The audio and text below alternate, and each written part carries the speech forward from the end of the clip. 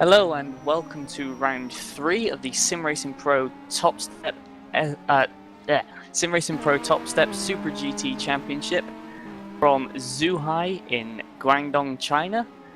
I am Mike Bell and I will be your commentator for this evening due to some technical difficulties which have been unfortunate enough to hit our two main commentators. And with me tonight on cameras, you won't be able to hear him, is Tommy Oyala, who is stepped in to make sure this broadcast runs smoothly.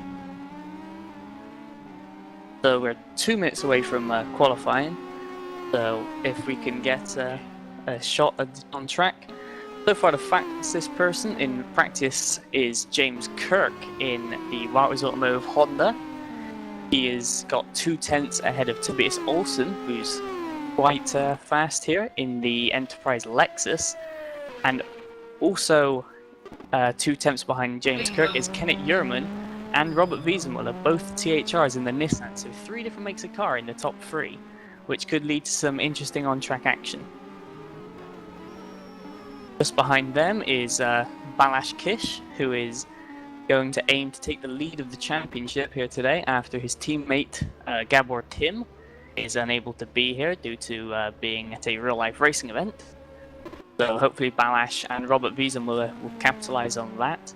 Someone who won't, however, is Fran Lopez. He's also at the F1 Grand Prix in Spa, so stepping into his car is going to be Sven de Vries when he arrives here. There's a few drivers still making their way into the server, but got a fair few here right now. One-on-one racing, they're back in action. They have Sebastian Foucault in the 101 car and Lewis McGlade in the 102, both on track at the moment. Well, McGlade in the garage, but hopefully they're both going to put a good performance forward for Tommy Oyala.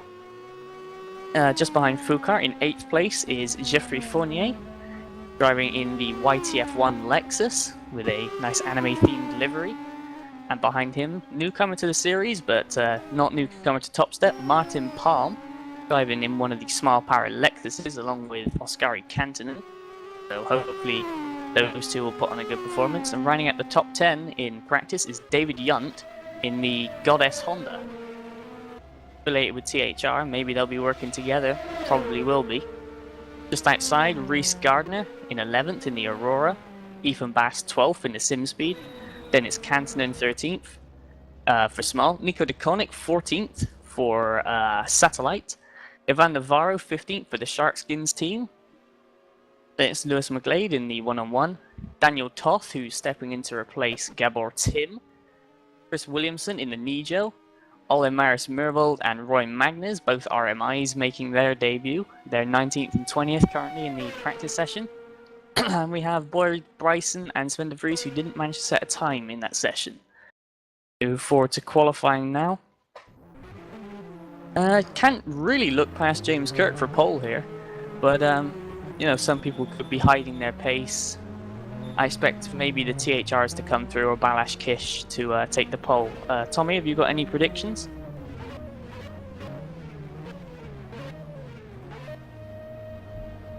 Tommy says Balash Kish and James Kirk are his picks for pole.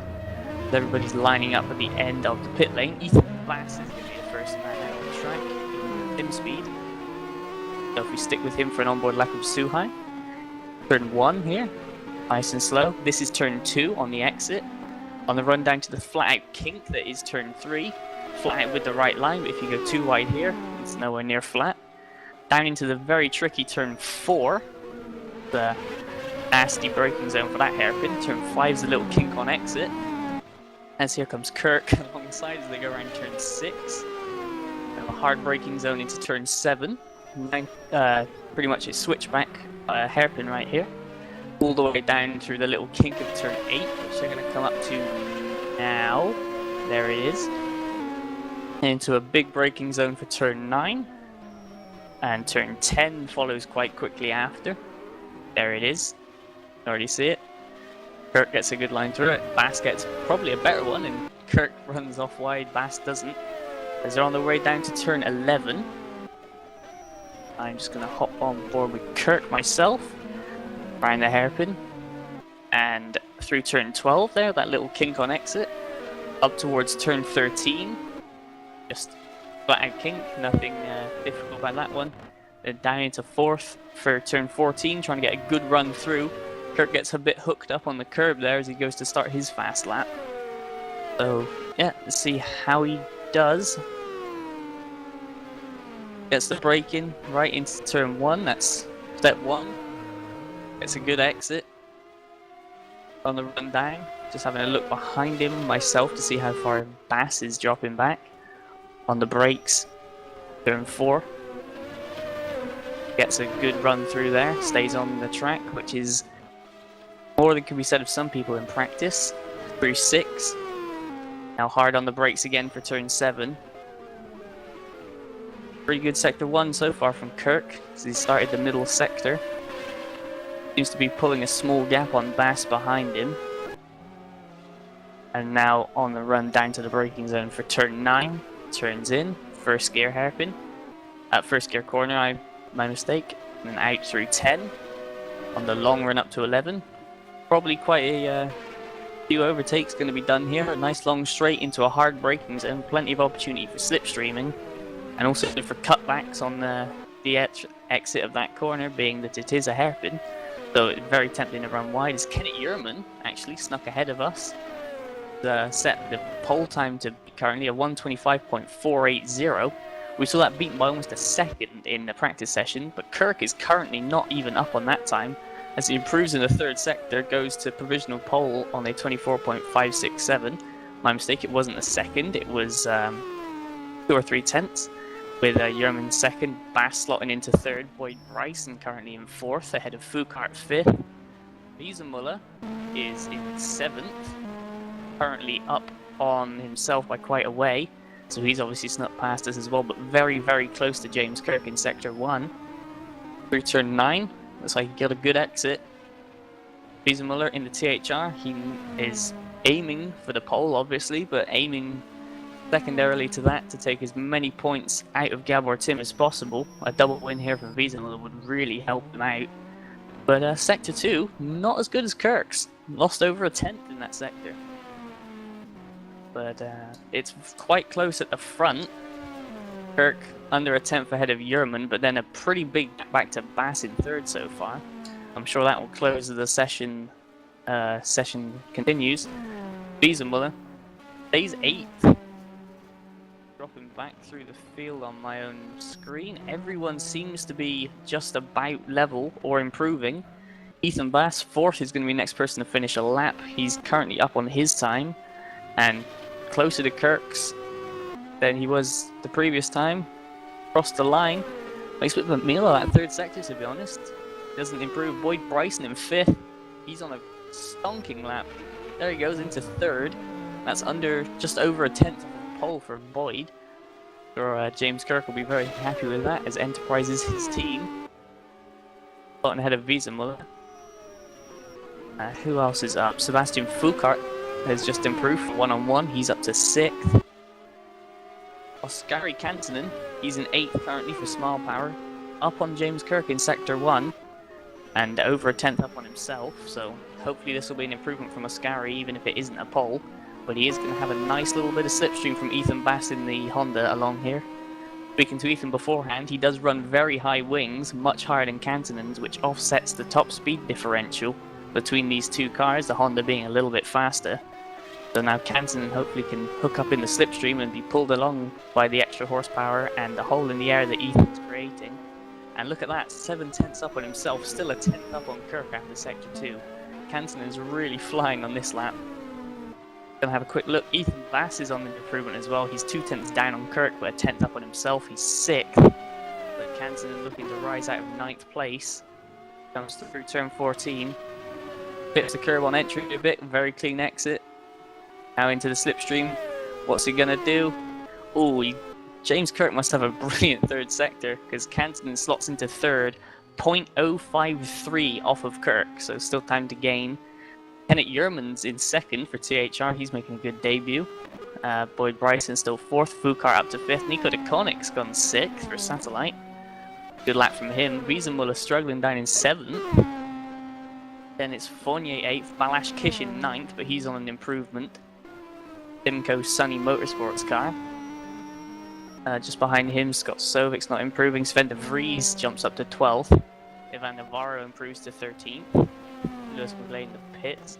Daniel Toth in the other Simco Sunny Motorsport down in 15th, so a lot lower than that car is used to being. David Young not looking like a good qualifying from him thus far. He's just set a lap time that's 7 seconds off his best, so must have made a mistake. Chris Williamson is next, he's 17th. And Ole Maris Mervold, who's on an improvement through sector 1, he's down in 18th. But Tobias Olsen, he's in the second sector, improving at the moment by almost 2 seconds on himself, currently 19th. He's going to need those 2 seconds. They're going to put him well up inside the top 12, and I'd assume he's going to improve through sector 2 and 3 as well. The gap to Kirk, oh, brilliant middle sector from Olsen. He's now up on Kirk by 0.003 of a second. So Olsen now needs to close out sector 3. He's got a draft from Daniel Toth in the Simco as they're on the run down through turn 13 on the way to turn 14. And gets it pretty clean. Oh, sideways. Flipped the curve on the inside, got a bit sideways. If that's going to have lost him much time, indeed it has. He goes now third, 0.044 off of pole. So we have 3 cars separated by just over 0.04 of a second. That is crazy.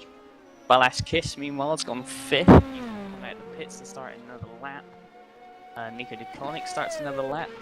Robert Wiesenmuller's on another lap. So everyone getting back out on track, trying to improve for that all-important grid spot.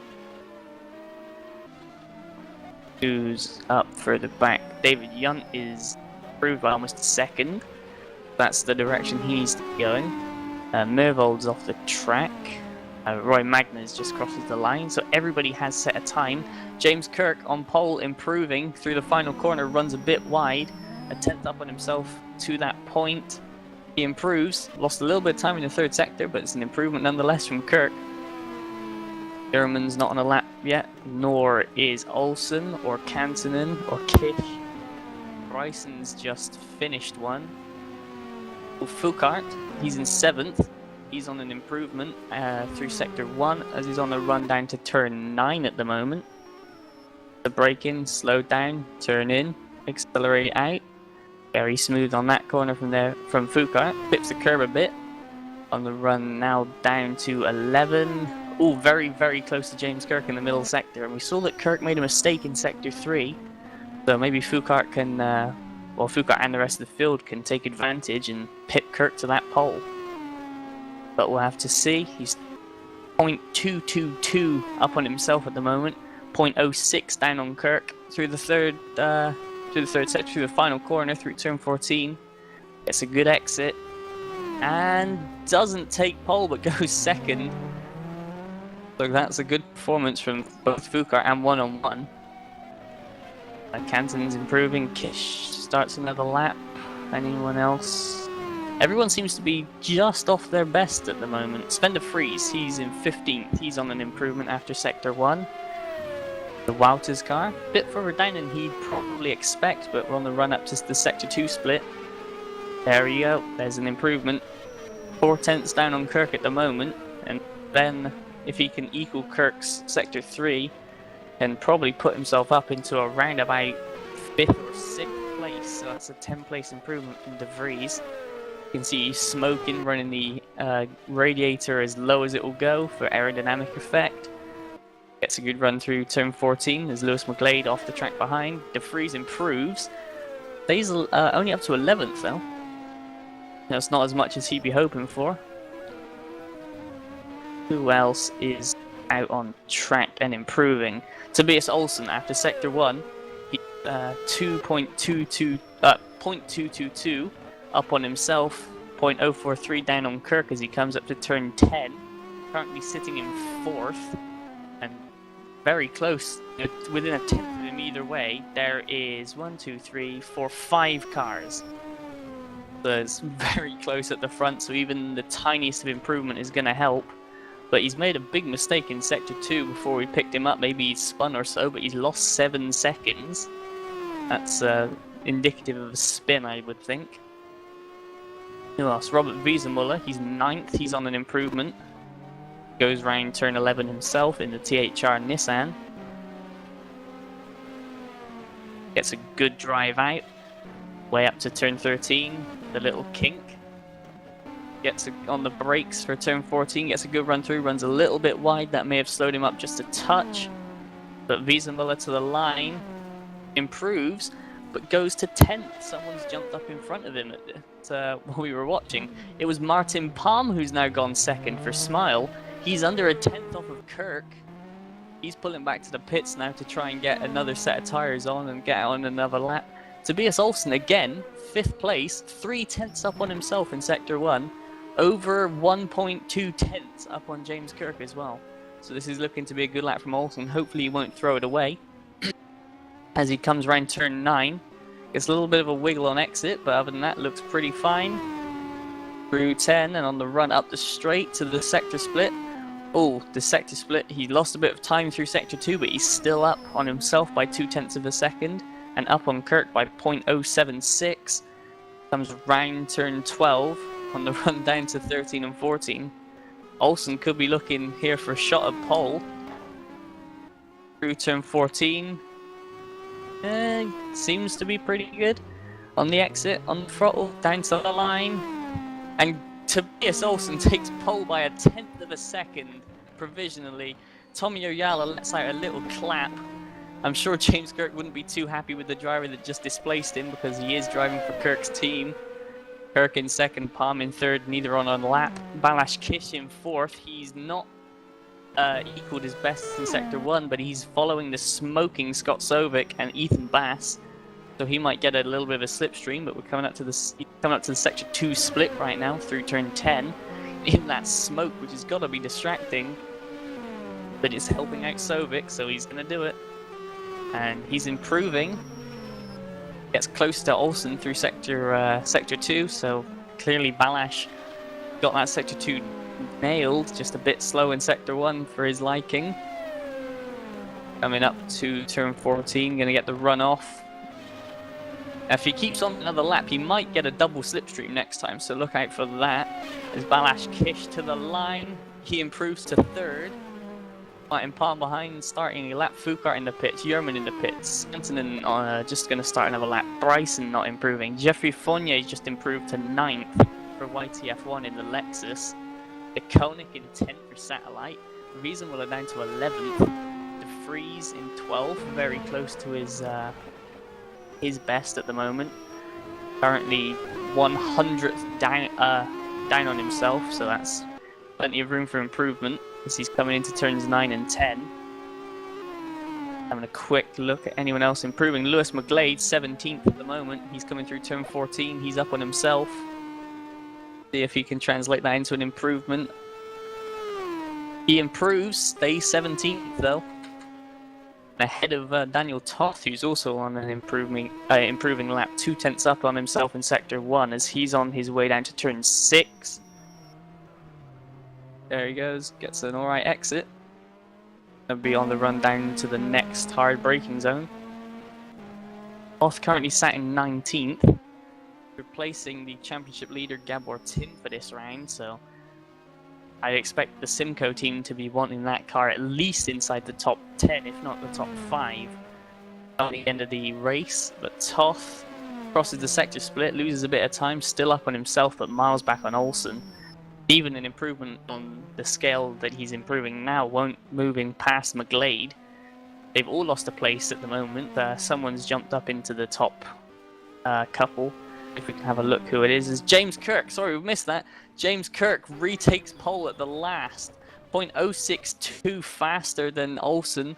Wiesenmuller on a torture of a lap. He's over a 10th up on pole in Sector 1. Still up in Sector 2. Wiesenmuller currently 3rd, so he's improved while we haven't been looking. Round turn 11. He's got to get the run out of the corner now. Very close, 7 thousandths to Kirk. At the moment is Wiesenmuller. He has no margin for error as he comes through turn 14. Seems to get a bit of a wiggle on the apex, but nothing too untoward. Now up to the line, Wiesenmuller doesn't get it. Wiesenmuller stays third. The only person left out on track right now is Sven de Vries. He's coming around turn 14 off the track. He's in 8th. This could be an improvement from De Vries. No, it isn't. De Vries stays in 8th. So pole position for race 1 at Zuhai goes to James Kirk in the Wouters Automotive. So very good stuff. On the front row with him is his driver, Tobias Olsen. And then they're ahead of Robert Wiesemuller and Balázs Kiss, who qualifies 4th, just like he did at Okayama last round, which there will be some highlight footage available for at some point. But Kish last round got a brilliant start from 4th to 1st by turn 1. Don't count him out of that. And then it's a queue of Lexuses behind that. Martin Palm in 5th. Boyd Bryson in the 2nd of the Enterprise, so great qualifying for those guys. He's in 6th. And Sebastian Foucault for one-on-one takes 7th on the grid. Sven de Vries, he's in 8th. 2nd of the Wouters is. Then Kenneth Yerman, who actually facelifted this track, Zuhai, so we have him to thank for the nice looking place to race. He's in the 2nd THR for this round. Oskari Kantonen, 10th for Smile, ahead of Geoffrey Fournier, who slipped to 11th for YTF1, but still good qualifying nonetheless. Nico de Konik, 12th for Satellite, ahead of Scott Sovic, 13th for Zenit, who will probably be a bit disappointed by that, considering his pace that he's shown over the recent rounds. Ethan Bass, 14th, likewise. Reese Gardner down in 15th. He will also be thinking along those lines after qualifying in 6th place at Okayama last time. Daniel Toth, 16th on debut. Ivan Navarro in 17th. David Yunt, 18th for Goddess. He'll be looking to move forward towards the end of the race on some better tyres because he is quite kind to them. 19th place is Ole Marius Mirvold, with 20th being Lewis McGlade. Chris Williamson, 21st, and Roy Magnus rounding out the grid thus far in 22nd. So we have 4 minutes left of warm-up, and then we're going to go into a 24-lap race of this 4-kilometer circuit. James Kirk on the pole. Will he hold off into turn 1, or will someone like Olsen or like Wiesenmuller or even Kish maybe jump him into that turn 1, which is all very possible. Seen Olsen recently get a lot better at defending, so if Olsen gets into the lead through turn 1, he could quite possibly just stack everyone up for the entire race and win it. Or Wiesemuller and Kish, they could just drive away if they make it to turn 1 first, who knows? And then there's newcomers, Palm and Foucault starting 5th and 7th. They're going to be real X-factors in the result of this race. With Sven de Vries in 8th, who is very fast. Maybe not quite used to these cars yet, but give him to the end of the race and I can expect that he'll be up higher than 8th.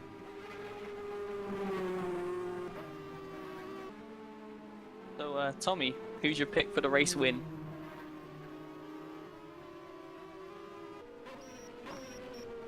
Tommy O says Tobias Olsen, so people with O's in their surnames seem to be sticking together. So by that logic, I should be picking Boyd Bryson, but there's no real reason Boyd can't win. But you know, just because I think that he'll win is Robert Wiesemuller.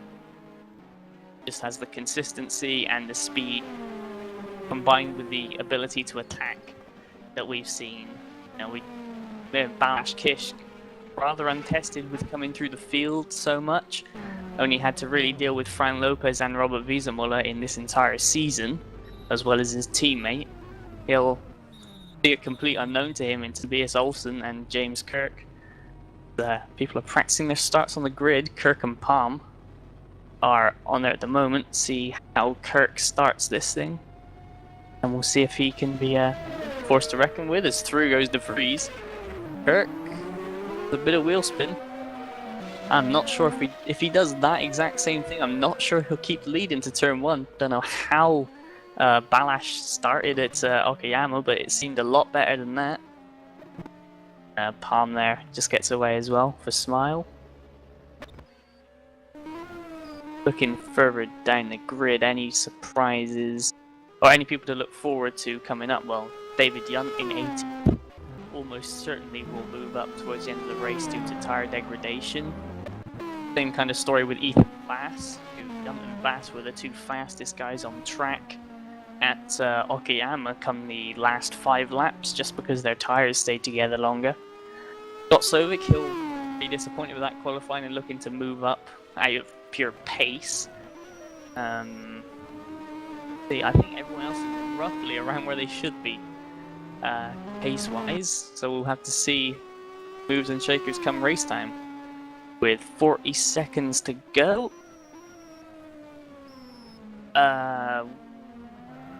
Apologies. 40 seconds to 30 seconds now to go. Anyone on a lap to ride on board with? Tobias Olsen. He's in 3rd at the moment in this session, with the Van Navarre setting a time. Drops to 4th. He's on a lap, and he's right behind Robert Wiesenmuller, so we can really compare as Olsen actually goes off. So if we skip to Wiesenmuller, who's in 5th, who also goes back to garage. See if we'll have any luck with James Kirk. He's in 3rd. So we'll see.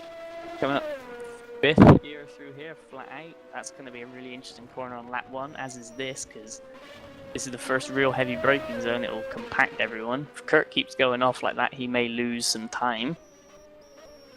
Slows it right down as back to the garage as we are about to go racing. Waiting on everybody to clear the track.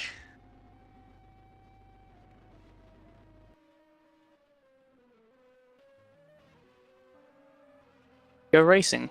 And yep. So 24 laps with a formation lap, a standing start.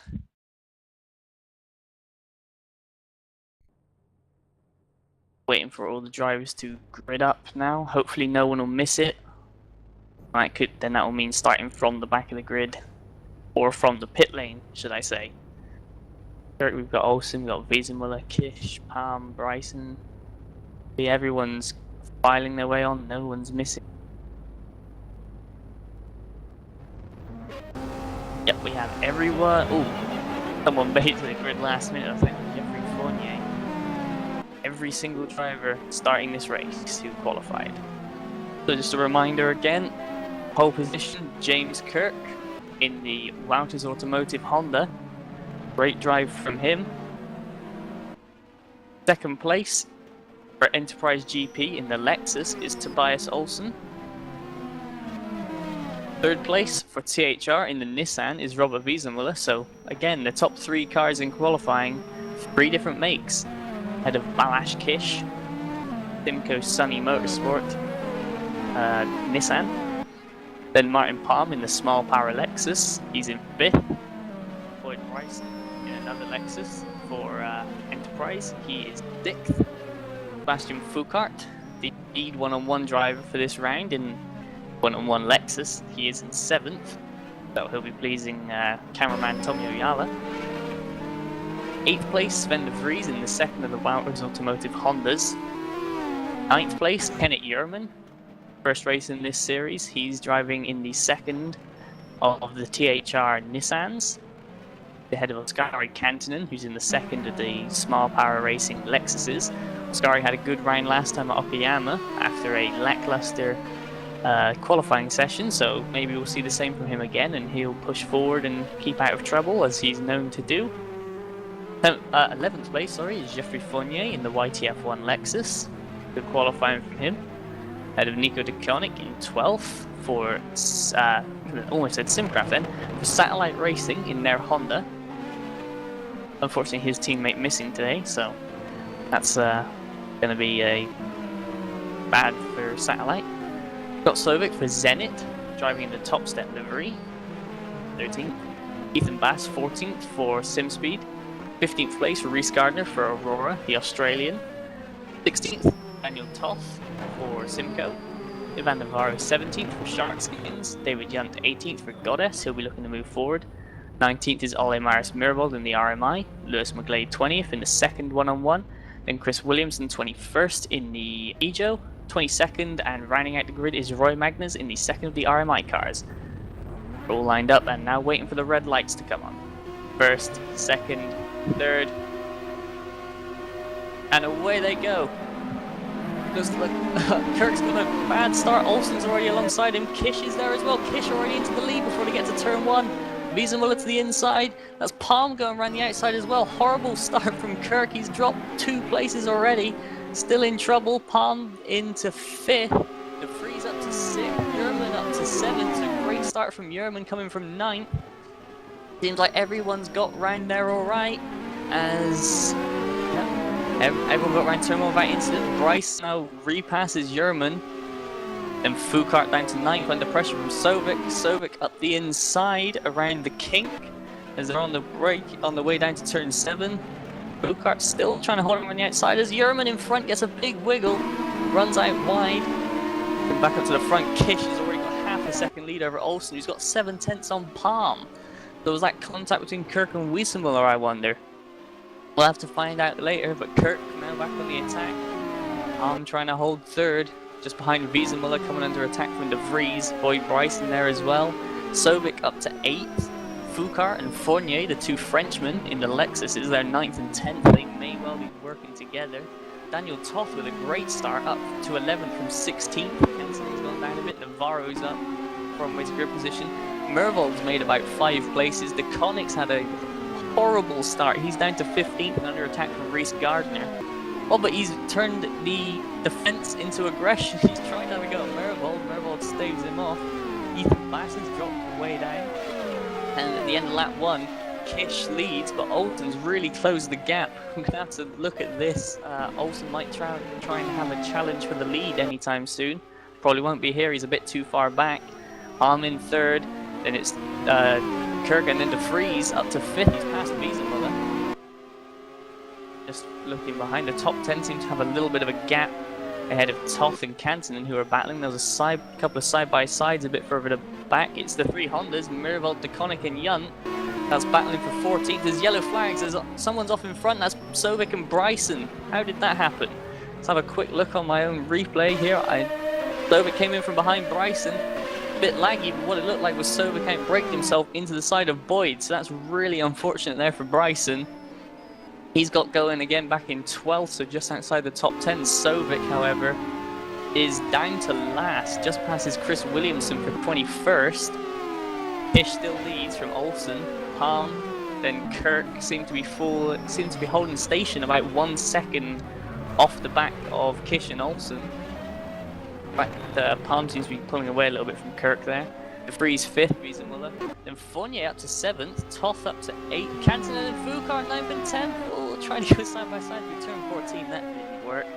But they've got a big gap to play with. David Yunt already up 7 places this race with his buddy Ethan Bass from Okayama.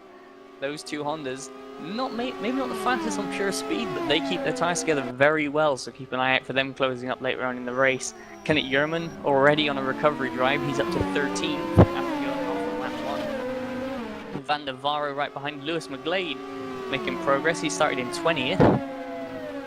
He's going to be attacking Navarro. His driver, Reese Gardner, of course, McGlade. Oh, Olsen, it's Kish. It goes off. Palm into 2nd. Sorry for that. I was looking at something completely different. Try and grab a little look on my own replay here. It's a little bit too laggy. Can't really see. But no, Martin Palm takes advantage of it. Up to 2nd, doing very well. Olsen maybe a bit over aggressive at times. That being one of them. The back of Kish, and has really cost himself there because Martin Palm, no easy person to overtake, nor is Balash Kish an easy person to catch. You probably get 1 or 2 opportunities, and if you squander them that easily, then you're not going to get any more. The top 5 have a pretty big gap on Fournier, who's up to 6th. He's past Wiesenmuller. We've missed that. Fournier is going very well indeed. Kantonen and Foucault again into turn 14. Kantonen knows better now to attack Foucault through there. Going to try and get a better exit and maybe have a go into turn 1. Further back, everything seems pretty line astern. Miravold and Williamson battling over 18th. Seems to be the closest battle further back. Oh, Navarro's in trouble, as is Reese Gardner. See if we can have a look at what happened to Navarro. Unfortunately, again, laggy replay doesn't show, but some bad luck going to Van Navarro's way once again. Seems to never get any good luck, nor does Reese Gardner, who is obviously affected by that. The Conic down in 20th as well. We move back up towards the front. Olsen's got James Kirk right behind him. Kirk's going to think twice about having a go too aggressively, because obviously if he has a go, it doesn't pay off, that's his driver that's going to be on the receiving end of it. And De Vries coming up behind as well, he's in 5th, so another great job for Wouters. They've got 2 good drivers in to fill against Fran Lopez's absence. As Kirk to the inside, doesn't quite make a move on Olsen there, but now may leave himself exposed on the exit for De Vries. Looking to try and get a better exit through turn 14, because that's not really an overtaking opportunity. Have to pause for a quick mouthful of drink. As Kish leads by just about a second to Martin Palm. And then Olsen, Kirk looking to the inside, De Vries looking to the outside. The inter-team battle in the Wouters Automotive camp. Going to keep their entire team on edge. De Vries looking like he wants to have a go and pass Kirk. Could it be here? Oh no, Kirk's had a late go at Olsen. That was unexpected through turn 4, but he's going to pay for it. There goes De Vries. Kirk led him through.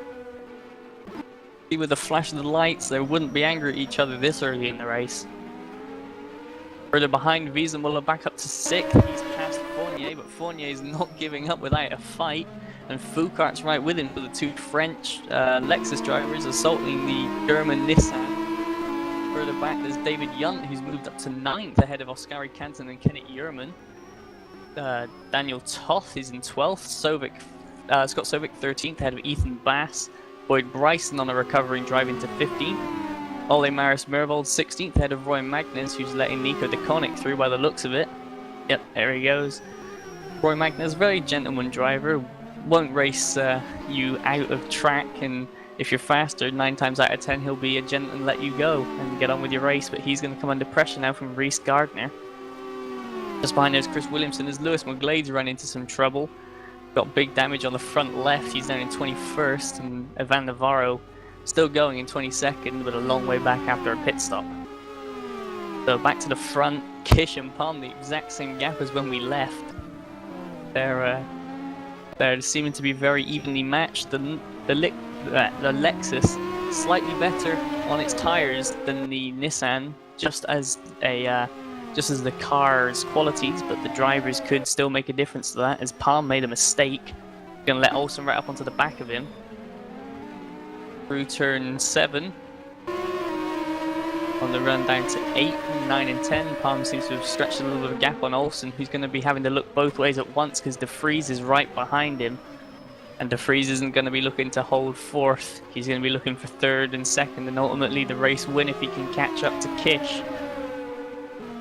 Spreads out a little bit coming out of turn 10. As we've lost Reese Gardner. Is that a disconnect? Or was that a crash? We'll have to wait and see, because this battle getting closer and closer. Palm appears to be on the defensive as Kish has pounced on this opportunity and pulled almost an extra second out on Martin Palm. Just through that one mistake alone, they all run wide. Olsen runs very wide. He's going to have lost lots of momentum. That's James Kirk miles off the road as well. De Vries going to be looking to have a go at Olsen. Olsen goes defensive into 1. De Vries looks to the outside. Oh, contact. De Vries out on the curb. Bit of a wiggle, but gets it back under control. Little weave to make sure everything's still in place before he's going to relaunch his attack on Tobias Olsen, probably down into turn 7. I would say get the slipstream along this straight with a kink in it. Then try and brake a bit later. No, De Vries holding behind him. Maybe he's going to bit of discretion and wait for Olsen to make another small mistake like he did last time. Wiesenmuller still 6th, pulling away a bit. Foucault's got past Fournier. And Oskari Kansanen, the 9th on Yunt, makes the move stick. Good job from Oskari. Kenneth Yerman's there in 12th still. Daniel Toth. Yerman in 11th, Toth in 12th. Then Ethan Bass and Boyd Bryson getting quite close for 13th place. Everyone's starting to get a bit spread out towards the back. But, yeah. Oh! Olsen's gone off! Olsen's lost 2 places. It looked like he made a mistake and then tried to turn in on De Vries through turn 10. That put him on the grass, and that lost him momentum, which gave James Kirk the opportunity he needed to get past himself. And Now the two of them are going to be setting their sights on Martin Palm's second position. Palm losing some more time to Kish, so Kish really sees now that it's the time to move, because the Voucher's assault is coming. The Freeze just over a second behind Palm at this point. Kirk 6/10 behind him, and Kirk's lost it! Oh, he's gonna lose that place, is he? No! Kirk was fortunate enough to, when he lost it, he blocked the racing line, so Olsen had to check up as well. Good driving there by Olsen, not to just plow into him and cause a crash. But that's going to have lost them both a fair bit of time, as indeed they now have over a second and a half to catch up to the Freeze. Further back, still seems like Toth is closing on Yerman actually for 10th and 11th, but Canton is down to 12th, so maybe a mistake from Cantonen. Bass and Bryson quite close, they're starting to engage in battle. Mirvold around the outside of Scott Sovic, that was a beautiful move from the RMI car. Even whether that was offensive or defensive, we'll never really know, because I think Mirvold was ahead as they both make a mistake through turn 9. Quick look back up at the front just to make sure everything's still status quo, which it is. Bezemuller still in 6th, everyone's still 7th. Bass really under attack from Bryson now. Boyd wants that 14th place, and Sovic wants, Boyd wants 13th, Sovic wants 15th. The two battles for the lower end of the points are probably the most heated on track at this moment. Bryson, again, Bass runs high wing, so it evens the difference out for Bryson's Lexus, having a little less poke. As Bass actually pulled away through that corner a little bit. Behind, both again, Mirvold runs very wide. Sovic goes sideways across the apex. That's not going to be helping Scott. I think these two are going to be continuing to make small errors that will stop them from making any overtakes on each other.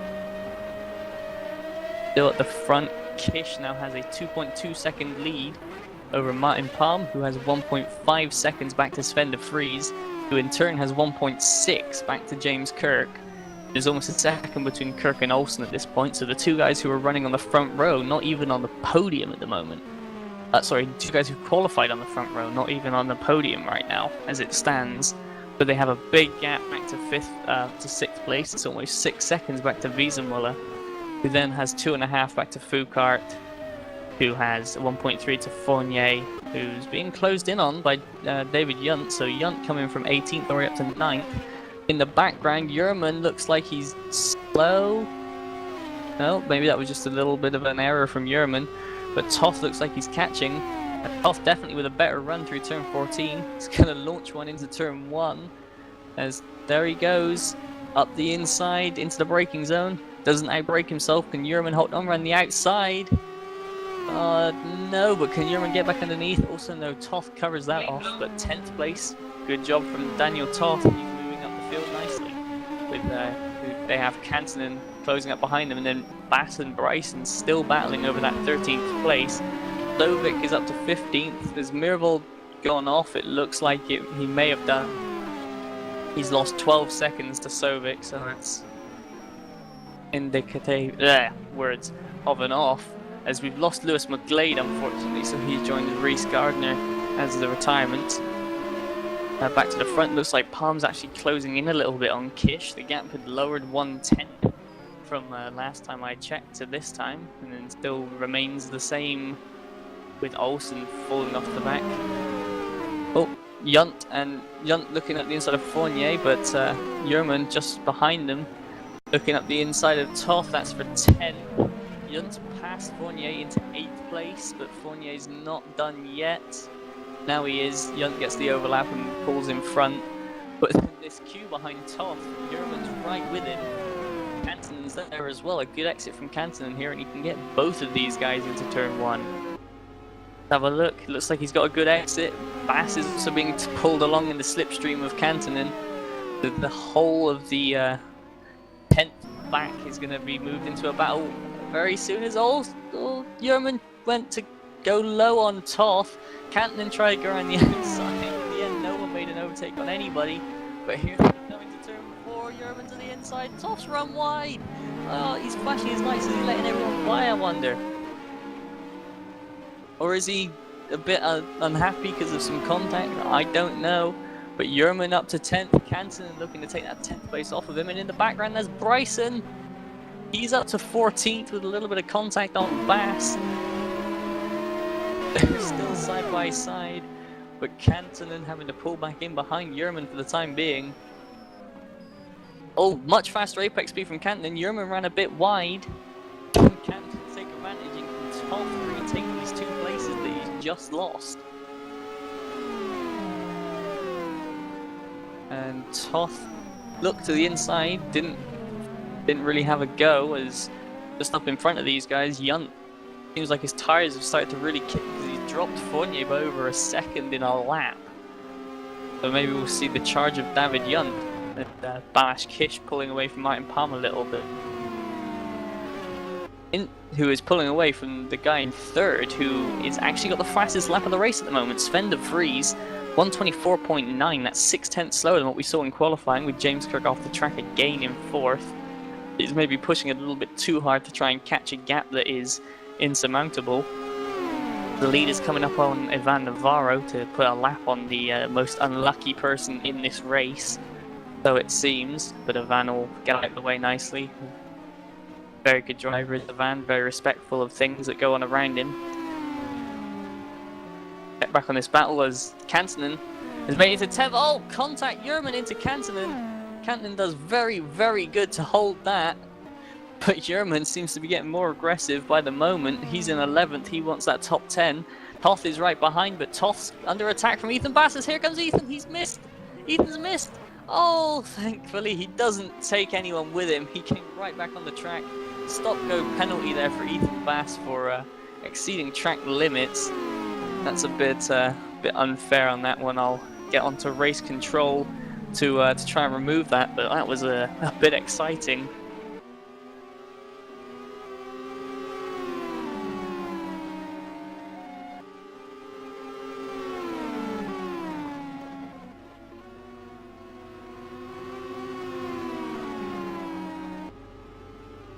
Yeah, so now the 5 has become 4. Bass in the pits, already taking his drive-through. Gets the anchors on well, doesn't want another one for speeding. Bonick going to move up to 14th, is Sovic going to take 15th. Roy Magnus, unfortunately, is out of the race. We've missed that one, and Olimaris Mervold has been in some jeopardy. He's down in 20th. That's even behind Magnus and Navarro. Back to this battle as... where's Bryson gone? Bryson's fallen off the back of them. Maybe he went off at turn 1. Let's have a quick look for damage on Bryson. No, maybe just like, oh, there's damage on the front right corner. So, probably a bit of contact led to that. But now Kantonen down in 12th. He has to repass Toth and Yerman. Get back that top 10 spot that he just lost. As Yerman misses the apex of that corner. Toth getting ever closer, so the more Yerman does that, the less it's going to help him, as just up in front of these guys, 7th and 8th, Sebastian Foucault just pulled away a little bit from David Yunt, but Yunt was on the attack big time into turn 11. Oh, Yerman's off! Yerman's off, he's backwards, he's spun it. Yerman's going to get it back going again, as through goes Bryson. But Kenneth Yerman with a spin. Let's have a look how that happened. Oh, he just gassed it up on his own. That was just Yerman's mistake that he unfortunately made at the wrong time. Lost himself 3 places. Oh, Kantonen. Kantonen has a bit of a wiggle. Back up towards the front. De Vries right on the back of Martin Palm. Kish is checked out. This is his race to lose at the moment. Just over halfway. So if we're going to see any pit stops, we're going to see him soon. The tires last around about 100 kilometers, and the race is around about 100 kilometers, so we'll have to see what happens, and if anyone takes the gamble of pitting. Somehow I doubt they will, but De Vries is not going to be gambling. He's going to be trying to push 100%, get past Martin Palm. They gapped James Kirk by 3 seconds, so it seems like Kirk and Olsen really falling out of it, and both of them falling into the clutches of Wiesemuller, albeit Wiesemuller's catching very slowly, but he's still catching nonetheless. Foucault and Yunt just holding station at the moment. Oh, we've lost Olimaris Mervold as well. Seems like people are making some mistakes and the attrition's catching up with them. But Palm now has the freeze all over the back of him. We're 31 versus number 42, so they come into turn 4. Freeze looks to the inside.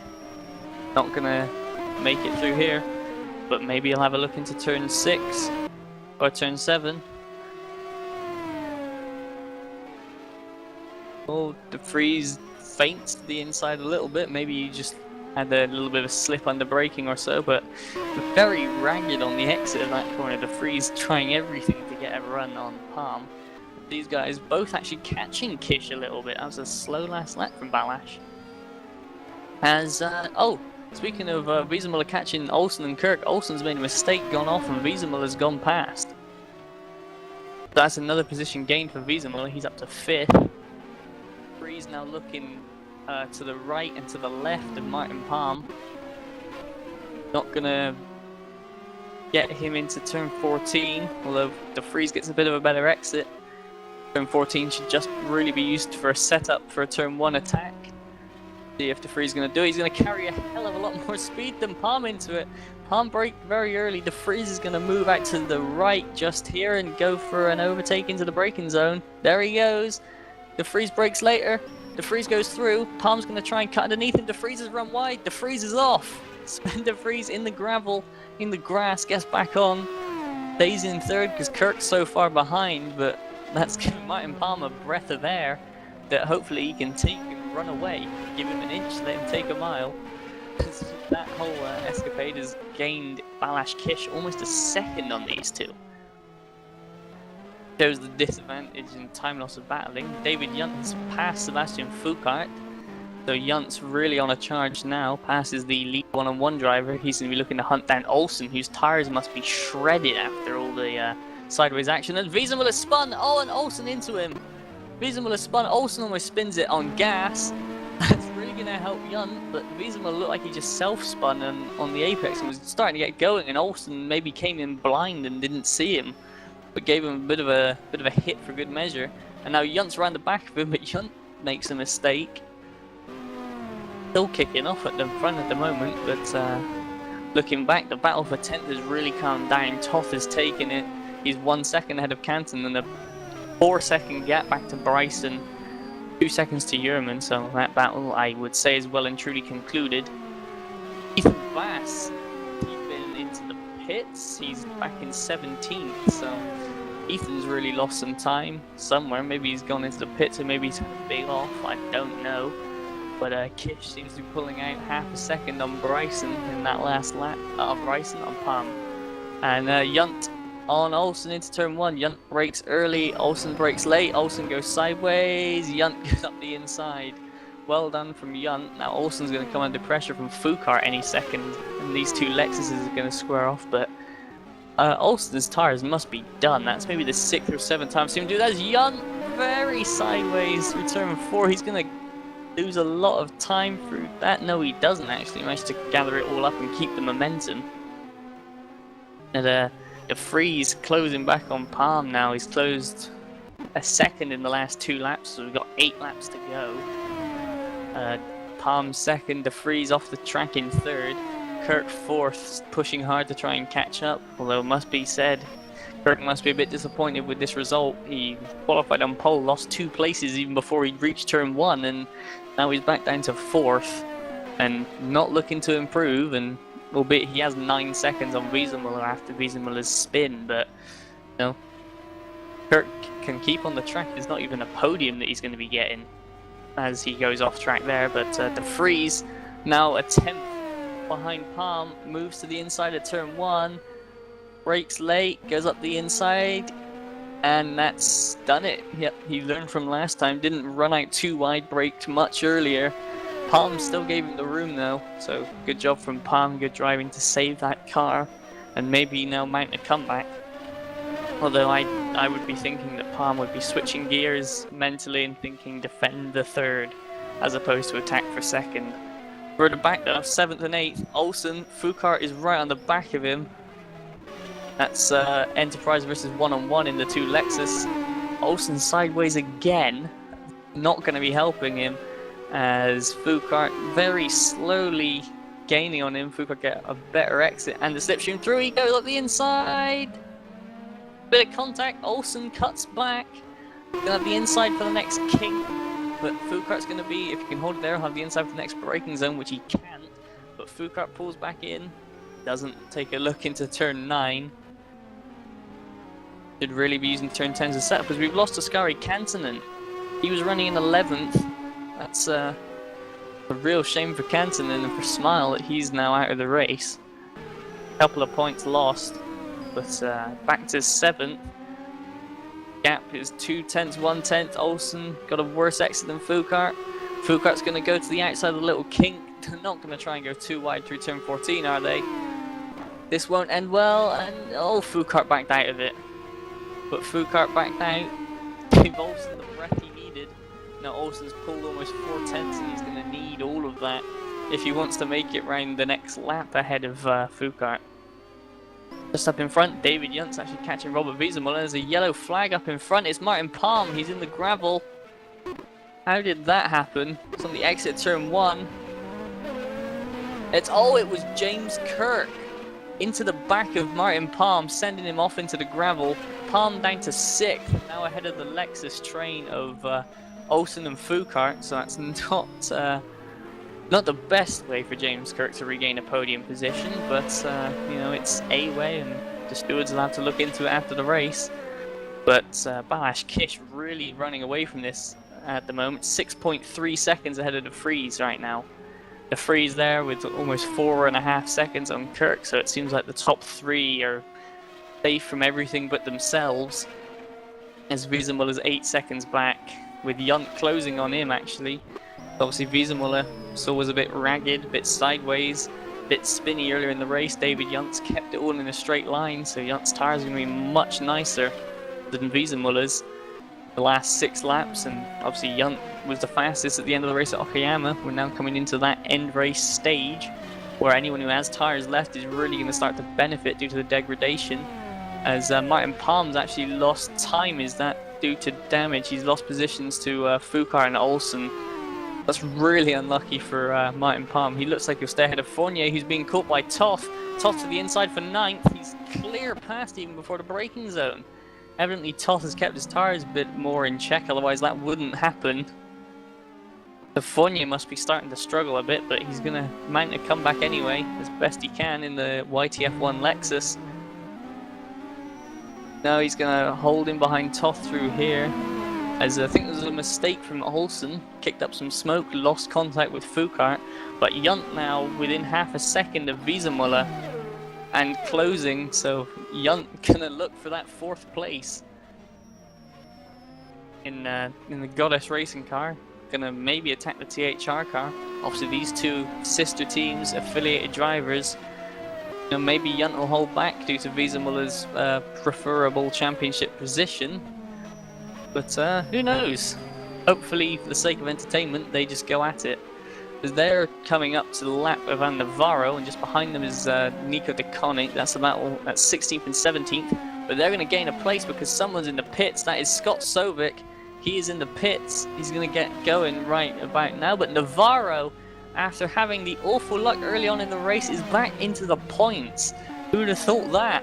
Van Navarro certainly wouldn't, as Sovic comes out in 17th now. He's behind DeConnick, but he will have fresh tyres, so we'll have to see if in the 5 laps that's left he can pass DeConnick and Navarro to get himself back up into the points-paying positions. As Kish lost... No, sorry, he's lost a little bit of time to De Vries. So Sven's obviously started to really kick into gear, and maybe he has some better tyres left than Kish.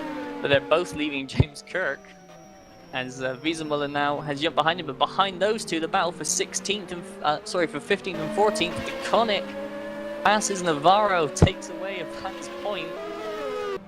Van's going to be looking to get right back on the attack if he has any tyres left. Obviously, that car looks very beaten up, and it pitted early. It's highly likely that the tyres are going to be much worse than DeConnick's, who pitted a bit later. As DeConnick seems to have the grip. He just pulled away from a Van about half a second, but Navarro's going to close in again under braking. Looking back forward, Yunt now attacking Wiesenmuller. This is for 4th and 5th. Yunt's going to be on the outside for the turn 13 kink, and please don't go side by side through 14. That will only end badly. Wiesenmuller's done it anyway. Oh, contact! Wiesenmuller's been nudged off just a little bit, but that's all that Yunt needed. He's through into 4th. Doubt he'll catch 3rd, 2nd, or 1st from there, but very good job from David Yunt to come through the field, gain 14 positions this race after an 18th place grid spot.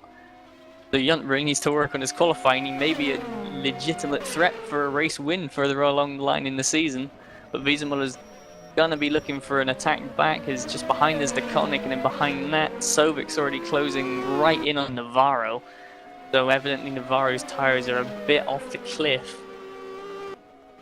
No other real battles for position right now except for Sovic and Navarro. That's 16th and 17th, neither of them scoring points, but points just the next car up the road, so it's highly likely that if DeConnick makes a mistake, or if in fact Wiesenmuller and Yunt make a mistake and DeConnick gets cleared up, it could definitely change. Won't change like that though by Sovic's hand if he keeps making those mistakes, but he's going to get right back onto the back of Navarro due to the fresher tires. And yep, look, the gap just coming right down in the braking zone. Looks like Sovic could be maybe passed in turn 1 braking zone at this speed. Or maybe even through turn 14. Actually, I doubt it through turn 14. But definitely in the turn 1 braking zone, we're going to see an attack made by Scott Sovic on Ivan Navarro. Yeah, look at that, Sovic just far better on the exit of the corner. Navarro doesn't even fight it, just lets Sovic drive around him. But will he fight it under braking? Sovic's brake later. Van went for the cutback, but Sovic made the corner, so that's 16th place for Scott. He has 2.5 seconds and 2 laps to try and catch up on Nico DeConnick and take a point. But DeConnick himself's actually getting close to Robert Wiesenmuller. So you can see how badly Robert's tyres are doing if the back markers can catch up with him and stay along for the ride. Hopefully they won't interfere with each other's races too much, but if DeConnick gets held up, it could very well help Sovic. Either way, Balázs Kiss coming up to start the last lap of the race. Someone's in trouble. Who is that? That is Chris Williamson's made a pass. It's Martin Palm. He's in the pits. Palm's luck goes from bad to worse. After being running in 2nd place, he's now down to 14th, and going in the pits, he's going to lose all the places that are left as DeConnick spins out of 15th. Nico DeConnick throws that position away. Navarro's going to come by, and these two are now going to get another shot at battling for points when they pass Palm in the pit lane. That's really unfortunate. Chris Williamson also benefited out of that. He's had a quiet race. He's 13th at the moment. As I was saying, Balázs Kiss, now with a lap and a half to go till the flag, looks like he's got this win pretty much wrapped up unless he makes a mistake, because I don't think the Freeze is capable of closing 4.5 seconds in 2 laps on someone of the standard of Balázs Kiss. As good as the Freeze may be, and they left Kirk pretty unceremoniously behind. Yunt's caught him a bit, but you know, way too far to make a difference. I think the closest two at the moment is Olsen and Toth in 7th and 8th. Oh, no, my mistake. No, yeah, it was right. Palm is come out the pits behind Bryson, and it can a little bit. But yeah, looks like Toth is going to close on Olsen. I think there's going to be enough time left though, unless Olsen makes a little mistake. But back up at the front, Balázs Kiss rounds turn 14, comes along to start the. To win the race, my mistake. There was a lap less, I evidently can't read. Balázs Kiss wins his 2nd race of the season, yep. And Simco Sunny Motorsports 4th. So great job from Kish. Send a Freeze into 2nd place. Great job there from 8th on the grid for Wouters Automotive. They're going to be very pleased to get both their cars on the podium, as James Kirk comes around in 3rd. So that's a pole position, 2 podiums, and the fastest lap for Wouters Automotive. They're going to be very pleased. David Yunt into 4th at the end of the race. Very good job from him, from 18th on the grid. Robert Wiesenmuller 5th. Sebastian Foucault in 6th. That's going to make Tommy Oyala very happy with one-on-one, getting some nice, decent points. B.S. Olsen down to 7th from a front row start. That's maybe not what he was hoping for. Daniel Toth up to 8th. Very good race from him in the second, the Simco Sunny Motorsport cars. Geoffrey Fournier finishes 9th in the YTF1 Lexus. Boyd Bryson rounds out the top 10 in the Enterprise. Kenneth Yerman 11th for THR, ahead of Ethan Blass, who crosses the line now for SimSpeed, just to show you how big of a gap it was. And Chris Williamson, the final man on the lead lap, the last man on track for Nijo, crosses the line to finish 13th. Get some more valuable points for both himself and Nijo. Scott Sovic finished 14th, so some points for him and for Zenit, maybe not as high as he'd be hoping for. Ivan Navarro, I bet he must have thought so down after what happened early on in the race, and he ended up in the pits with Reese Gardner. But it shows you don't quit and good things may come your way, and Ivan's been rewarded with a point, which the unfortunate Nico DeConnick and Martin Palm didn't get. The retirements being Oskari Kantanen, Ole-Marius Mervold, Roy Magnus, Lewis McGlade, and Reese Gardner. And now we're going to have a couple of minutes cooldown before the second qualifying session.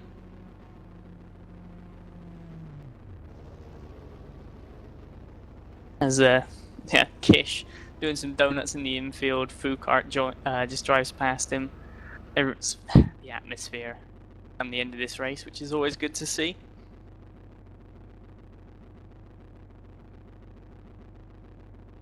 So, a win from Balazs Kish. Both the commentators were right for once, because we both said it would either be Kirk or Balazs. Actually, no, my mistake. I said Wiesenmuller. So Tommy Oyala, you were correct. The cameraman seems to know what he's talking about. So, we're just going to have a quick couple of minutes for the drivers to chill out from race 1 and get themselves back in the zone for qualifying. For race 2.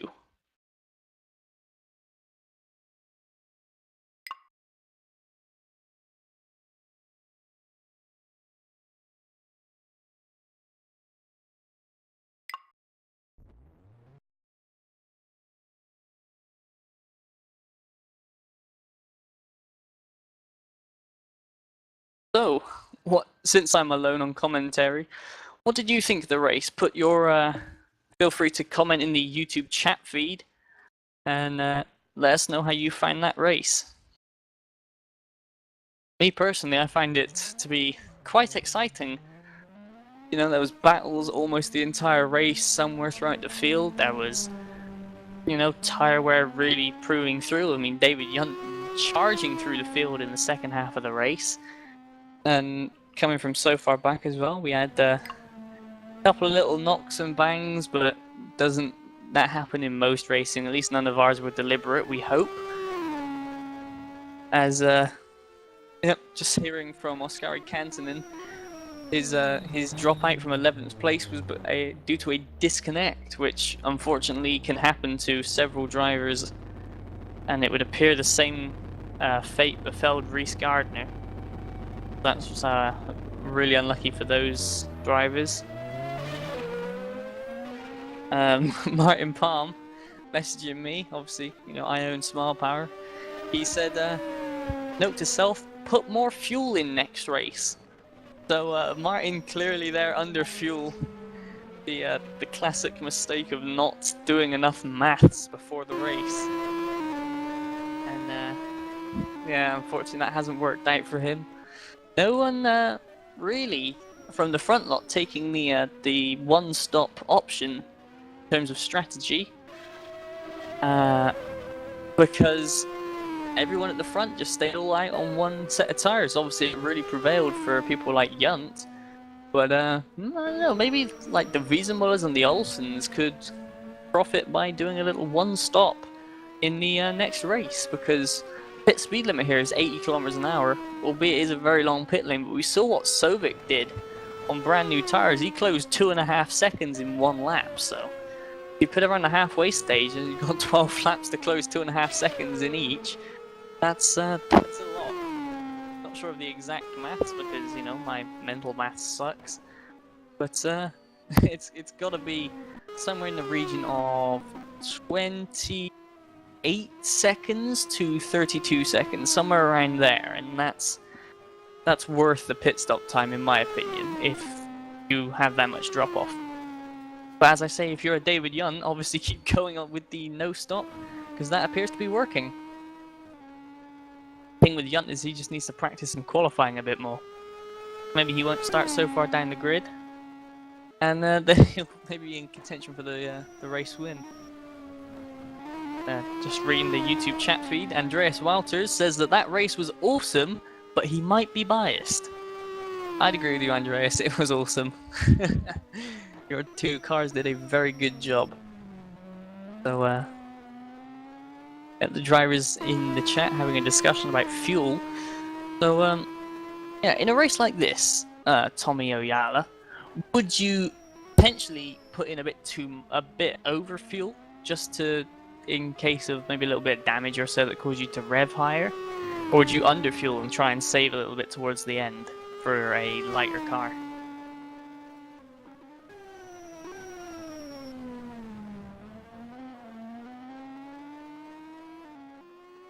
Okay, Tommy Oyala says he goes for a bit extra fuel, which I'm sure 99% of people would do, so next time, Martin, put a few extra litres in than what you think the maths is going to be. Because he was only, what, 2 laps short maybe? That's got to be about less than 5-6 litres. An extra 5-6 litres isn't really going to affect the time, your lap times too much and how the car handles too much.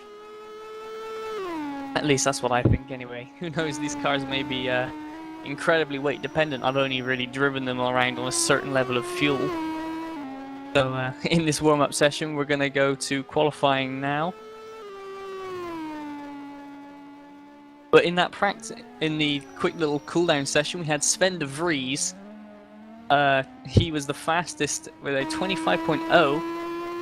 That'll likely be qualifying pace. Moving into qualifying. If we can catch the first person out this time, as opposed to seems like James Kirk's the first to leave the garage, so let's jump on him while we can. Because last time obviously we missed both the THRs as they drove by us. There goes Wiesenmuller, and there goes Yerman. So Kirk waiting at the end of the pit lane. Seemingly everyone else but the THRs is having the same thought. So we'll hop on board with Robert Wiesenmuller, because he's going to be the first man out to set a time, followed by his teammate Kenneth Yerman. So they're just going to be looking to try and get some heat in the tyres, and that will help with that little slide, albeit very accidental from Wiesenmuller. So get a little bit of heat in the tyres, maybe burn off a little bit of fuel, get the car light, get the tyres warm, get everything ready to go, and then launch from turn 14 as fast as you can to get an absolute flyer. That's what all the drivers will be hoping for, but only one of them is going to be able to succeed and take the pole position. We'll find out who in the next 15 minutes. There's Wiesenmuller about half around his outlap. Doesn't seem to be doing too much tyre warming. Maybe he's doing that through the setup, or maybe his car's more comfortable on cold tyres. Or maybe even a third option is he's going for a longer run, in which case you don't need as much temperature instantly because you have more time to build it up as you burn the fuel. Who knows, but he's coming up to turn 14. A little bit of a wiggle on the apex, or a little bit of a secondary turn in on the apex. But a good exit now on the run down to turn 1. Be looking to brake, downshift, a couple of gears into third. Yeah. Gets a good exit, gets a little bit of a twitch on the exit though, on the very exit of turn 2. Comes down through the kink of turn 3. Turn 4, as we see there, David Yunt in the shot, or at least my shot. Driving through the screen, he's going to be one of the last people to set his first time. There's Wiesenmuller now through turn 6, and into the heavy braking zone for turn 7. He's past the sector 1 split. We're not going to have anyone to compare him to until they finish, until he's at least finished the lap. But it seemed pretty quick to me. So we'll have to wait and see as he comes up towards turn 9. Gets it nicely slowed down. Clips the apex, maybe a little bit too much of a clip of the apex. That may have slowed the car down a bit. Same with turn 10. But we'll have to wait and see. Comes through the second sector split, is switched on that straight into turn 11. Gets a good exit. Now down into turn 12 and through there up to the kink of 13. It appears like Yerman's on actually a little bit of a faster lap behind, but we'll have to wait and see for when Wiesemuller crosses the line. Gets a little bit of a bobble on again, seems like he has to turn in twice for turn 14 every time, but Wiesemuller to the line, 25.2, not actually that good of a time. Yerman, 25.8, so he's really messed up that third sector. Sven de Vries, currently third right now, but he's 0.6 up on Wiesemuller. Kirk jumps in ahead onto provisional pole already, as de Vries goes second right now. Someone's filing in. McGlade's got a time in. Sovic's been on the gravel, which is unfortunate for him. Balázs Kiss has got slipstream in Navarro. 18th place now becomes first. Kish by almost 0.2 of a second. How much of that is to be attributed to Navarro's slipstream, we do not know. But the qualifying one times weren't that much faster, and quite rightly, Kish pulling over. That's basically just says beat that. As James Kirk in second, already 1/10 up in sector 1, so Kirk's responding instantly to that challenge. De Vries is up even further, but gets a wiggle on. He's going to have a slipstream of Kantonen, small power Lexus, and Olsen also up. So Kish made all of his time then, it seems, through the slipstream from Navarro, because his first sector doesn't seem to be that good, because everybody's beating it.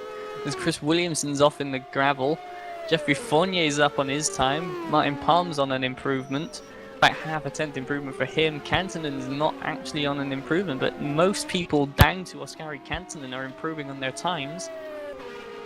Kirk seems to have made a bit of a meal of sector 2, and he's lost almost all the time he had on Kish. Now he's 0.5 slower than Kish without a slipstream, so this isn't going to be a pole lap from James Kirk, I do not believe. Yep, there he goes, improves on himself, but doesn't get anywhere. De Vries has abandoned his lap and gone back to garage. Martin Palm up to 4th, so good job from him. Olsen in the pits at the moment. Not where you want to be, Tobias. Bennett Yerman has just improved. He's up to 7th. Passes Lewis McGlade. Wiesemuller down in 8th right now. Ethan Bass 9th. Geoffrey Fournier, he's just not improved. He's still in 10th. Daniel Toth has improved up to 11th. Gary Kantonen in 12th. He's gone through sector 1, 4/10 improving on his own time. 4/10 improvement on his time will take him up to around about Robert Wiesemuller territory. Bearing in mind, Kantonen may have made mistakes in sectors 2 and 3 that he could improve upon. So we're going to have to see how he goes through turn 9. Gets it slowed down. Gets a decent exit. Through turn 10, that's what I would say is the better line than clipping the curb on the inside, because obviously you have less resistance and the car stays on the ground. As look at that Kantonen, only 0.2 off Kish and with a nice drift around turn 11. That may have helped him or it may have hurt him. Just depends on if he can keep the momentum and the revs high enough on exit. Kantonen 14th right now, looking to improve somewhere up into the region of the top 6 with this lap. Gets a good run out of 14, and yep, 6th place. Called it. Kenneth Yerman ahead of him, he improved to 5th. Martin Palm also improved, but stayed 4th. So everyone at the front seems to be improving. There's a yellow flag out in sector 3 as someone off the track. Let's see who that is. They've gone back to garage, which is sensible. And yeah, Sven de Vries, 0.75 up on Kish in sector 1. So he's going to need to make a real good sector 2 and gain as much time as he can to compensate for the slipstream that Kish got from Navarro in sector 3. Behind him on track is Martin Palm, who's not on an improvement. James Kirk 2nd, who is up on sector 1, but not as much as de Vries. Vries now needs to just keep it clean. And, oh, the gap was lessened to Kish. Vries is going to need a brilliant sector 3 if he's going to get onto pole. He needs to improve by 1.5 to get past his teammate James Kirk, so if he just holds this speed, he probably will get him. Breeze into turn 14, very quick as we saw through race 1. Gets a nice exit, he's smoking, the radiator must be taped shut as improves. Doesn't actually pass his teammate, stays third, but that third sector from Kish seems nigh on unbeatable without a slipstream at this moment. But saying that, Tobias Olsen, he's going to try his luck. He's up on Kish, currently 9th, 3/10 up on himself, and 7/1000 up on Kish at the sector 2 mark. Gets sideways, that's going to have slowed him down a bit, but he's going to come out of turn 14 anyway. See if he can improve on his time.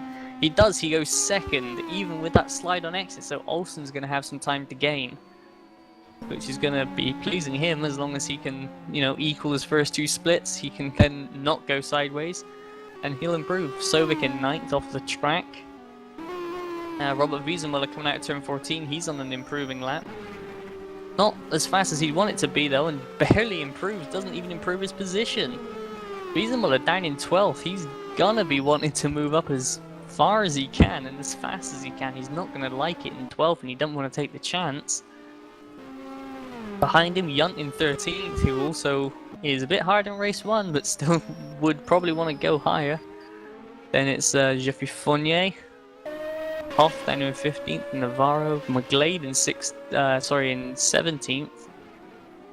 It doesn't seem like anybody's improving on their times except for Balazs Kish, who's improved through his sector 1 as I speak. Kish would love to take a pole position here with those kind of starts that he's been having in the last couple of rounds. He could easily be clear by turn 1 and then just run away. As James Kirk finishes lap, doesn't improve. Having a quick look, that's Kenneth Yerman, who's on a cracking sector 1. Over a 10th up on Kish. He's going to really need that 10th later on in the lap when it comes to sector 3. Look back to Kish right now, he's lost time in the middle sector. And I don't think he's close enough to Fournier to take advantage of the slipstream, so I doubt this lap will be an improvement from Balazs. But he's going to try anyway.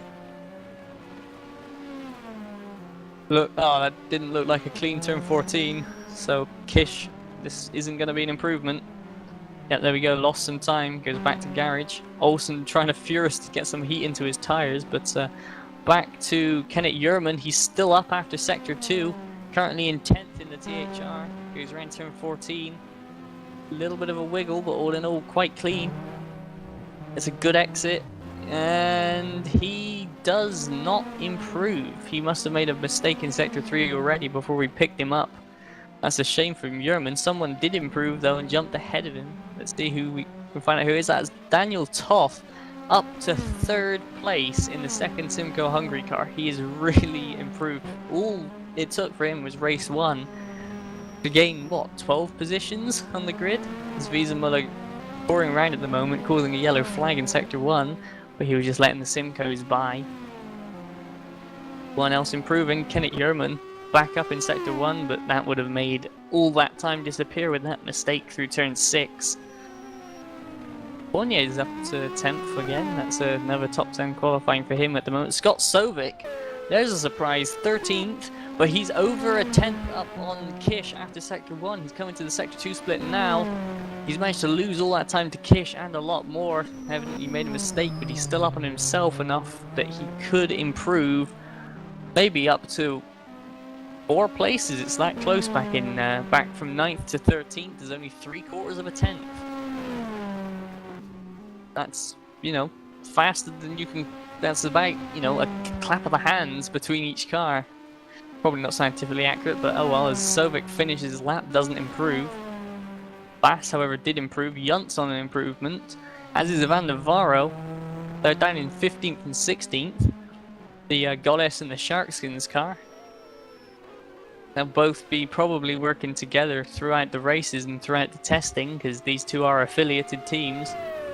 See if they're going to work together in qualifying at all. The Yunt's not. Oh, Navarro is actually on a very good lap. 4.5 tenths up on himself at the moment, but only 3 tenths down on Kish. So if he can have a good third sector, this could easily put Ivan Navarro up into the top 10. So we'll have a look at how he does through turn 14. That's where most of the time it's going to be won or lost, and that's going to lose him a fair chunk going sideways. On the run to the line, yep, improvement, still in 16th though after losing 7/10 on Kish. But I wonder how much of that was due to that slide. Definitely not all of it, but you know, certainly a fair chunk, maybe 4/10, 5/10 of a second. Tobias Olsen, that is a good sector 1, 3/10 almost up on Balash Kish as he comes to the sector 2 split, and he's blown that. So he's made a mistake somewhere, which is unfortunate for him. Martin Palm up to 3rd at the moment. He's jumped Toth, so Palm again with a good qualifying. Now back out trying to get some heat in his tyres for another attempt at getting that pole position. As James Kirk, he is improving. He's up on Kish by a 10.5 on the run to the sector 2 split, and he's lost time. So it seems like Kish's middle sector, as well as his 3rd, are pretty unbeatable. As Wiesemuller spins out of turn 1, he was pushing incredibly hard to try and get that time. Yerman, he just improved up to 8th ahead of Foucault. Bryson's coming to the end of his lap. Down at the moment, but a good 3rd sector from Boyd. He's up to 9th, jumping Foucault. That's got to be maybe 2 or 3/10 that Boyd can still gain, and that could put him right in the mix. But we'll have to wait and see for that, as Foucault's on an improving lap, and he has Toth running in front as a marker, but Toth gets out of the way because he's not on a hot lap. Good driving from Toth. Just in behind, it seems like nobody's really improving. Ethan Bass is, though. He's 14th. He's coming through turn 14 right now. He's a quarter of a second up on himself. Is he going to turn that into an improvement? Yes, he does. He's up to 11th. So he's jumped Fournier, Kantonen, and Sovic with that time. That could be crucial come start of the race. David Yunt, very close to Kish in Sector 1. He's going to look to try and have a good Sector 2, which his doesn't look that great on the timing screens. He's going to need to really pull something out if he wants to get into the top 10 again. Which he is. Alright, David Yunt, Sector 2, 0.273 down on Balash Kish. So that's an average of 1.4 tenths per sector. So if we go by that, he's going to be about 3.1 seconds off of Kish, which will put him in the top 10 comfortably, maybe even in the top 6 if he can hold it. But obviously we'll have to see what he does. He's shifted down to 3rd gear for turn 14. Everyone else seems to be doing that in 4th, and it's cost Yunt. He improves, but loses a lot of time on Kish. Navarro in behind, he's not improving. Everyone behind them is in the garage. The one out on track right now improving is, there we go, end of the session. James Kirk crosses in 15th. Sven de Vries, he beat the timer. He's gone through sector 1, a 10.5 up on Balash Kish. So if de Vries can hook up a decent sector 2, he could very easily be on the front row right now. Down in 6th. We saw that didn't stop him last time. Sven de Vries gonna come into turn 9 now, just having a quick look. Hotham is ahead of him on track, not improving. Kish could change the mark to beat though, which no he doesn't. Kish crosses the line. Toth not up on a time either. 14th is Scott Sovic, who's going into turn 14 right now. Not up on a time at the moment, but with improvement in his sights. Nope, he improves in his sector, but not overall. So if we skip back now to Sven de Vries, made a bit of a mistake through sector 2, lost a lot of time. Well, when I say a lot, he's lost 2 tenths. But now coming on the run down to through turn 14, doesn't improve. Sven de Vries will be starting this race a best of 6, and David Yunt into the pits. So there we have qualifying 2 over and done with. So the pole goes to Balash Kish. So we'll have to see if he can pull off another one of those great starts that he'd pulled out in the first race, and see if he can get into the lead comfortably by turn 1. First Honda this time is down in 5th as opposed to on pole, so bit of a shake around for certainly the top lot. Tobias Olsen again getting a front row though, so great job from Tobias, or Tobias, should I say. We go now into warm-up, 5 minutes until the race. Tommy Oyala, who's going to win this one? Since you got race 1 right, you're going to get race 2 right again.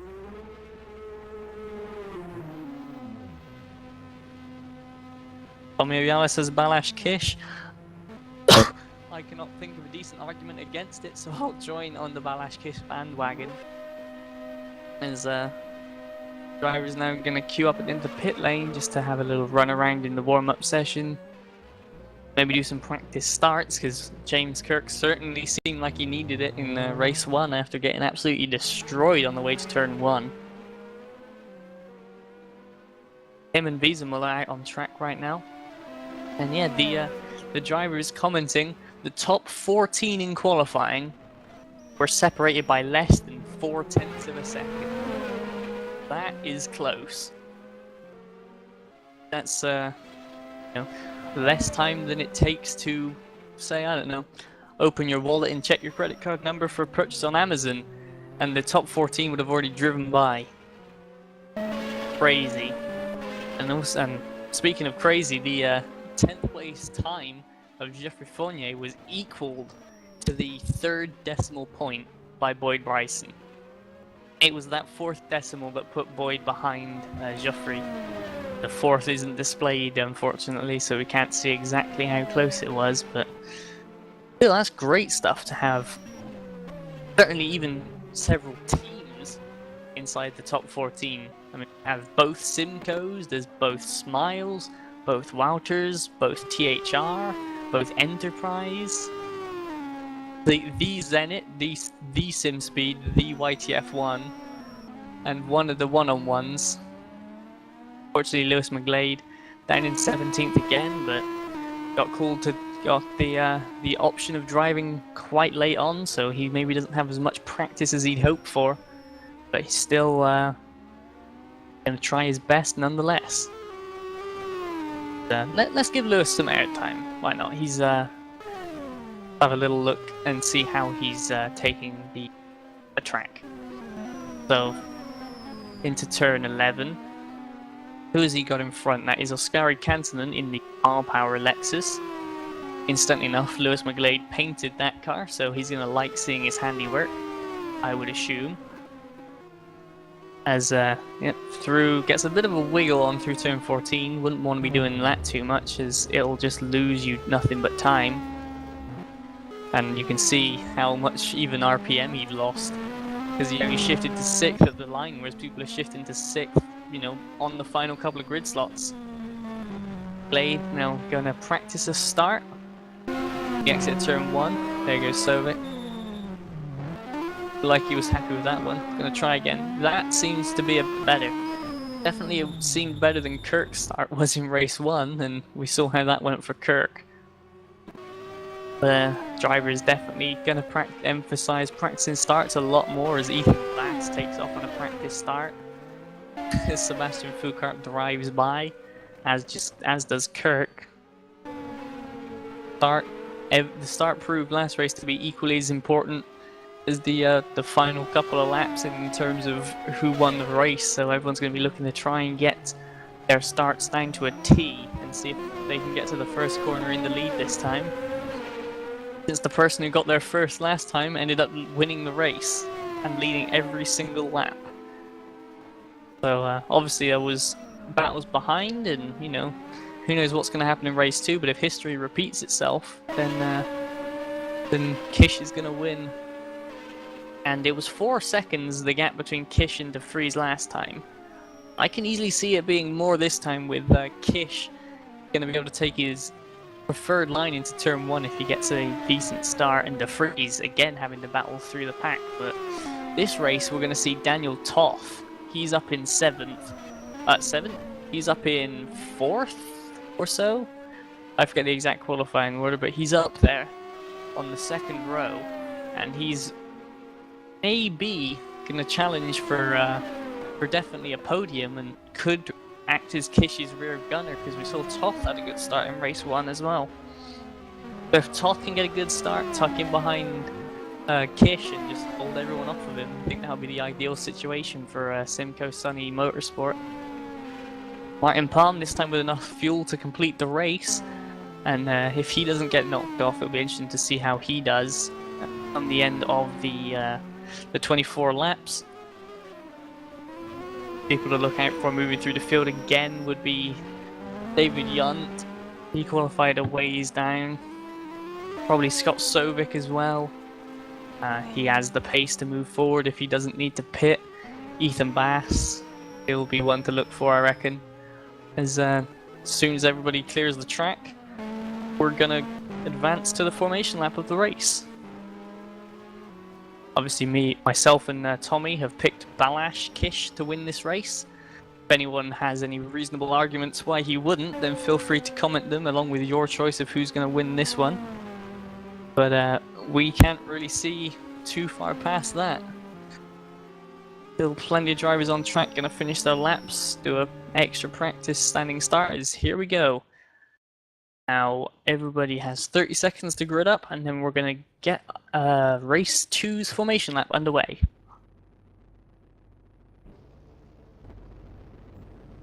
Hopefully again everyone will get to the grid. We only have 19 drivers in this race, so lost a couple. Certainly the two RMI Motorsports strike me as being absent with their bright schemes.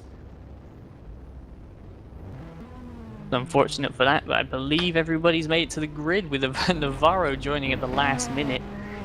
Darkskins car. As Balazs Kish leads us away then for the second race here at Zuhai, the race 1 winner. Good start in race 1. If he can pull it off again, it's quite difficult to see anyone beating him to turn 1. Tobias Olsen, second place, same position as he qualified in race 1. He had a better start than Kirk, but got absolutely swamped by Kish, so I don't really see Olsen sticking with Kish unless Kish makes a mistake on the way up to turn 1, and then we saw Olsen's tyres really drop off, so he's going to need to be driving it more in a straight line as opposed to tail happy all over the place like a excited dog. Martin Palm in third, hopefully with enough fuel to finish the race. Hopefully there'll be no contact between him and the man in 5th place, James Kirk, this time. They are separated by Daniel Toth in the second of the Simcoe cars, who had a much improved qualifying. I think he's up 11 places from his qualifying in race 1. He was way down in 15th or so.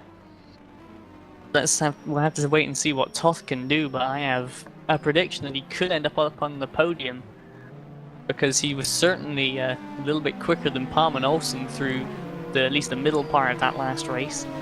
James Kirk in 5th, looking to avenge his disappointment from race 1 after qualifying on the pole and then only getting 3rd, but that will have to be looked into again due to the contact with Palm if that gets reported to the stewards. Ben de Vries, 6th, up 2 places on the grid from race 1, Kirk's teammate. Robert Wiesenmuller in 7th, he'll be looking to be aggressive from the start to try and get through. Kenneth Yerman, his teammate, in 8th. Sebastian Foucault, who did quite a good job, to 6th place, I believe, in race 1. He's in 9th, ahead of countryman Jeffrey Fournier in 10th. Boyd Bryson in 11th in another Lexus. Ethan Bass 12th for SimSpeed in the Honda. Then Oskari Kantanen 13th for Smile in the second Smile car. Sovic 14th, who was the last guy within 4/10 of the pole in qualifying. David Yunt 15th for Goddess. Van Navarro for Sharkskins. Lewis McGlade lines up 17th for 101. Chris Williamson for Nijo lines up 18th. And Nico DeConnick rounds out our field in 19th place as everyone is lined up. The lights are coming on. 2, 3, revs rise, and away we go.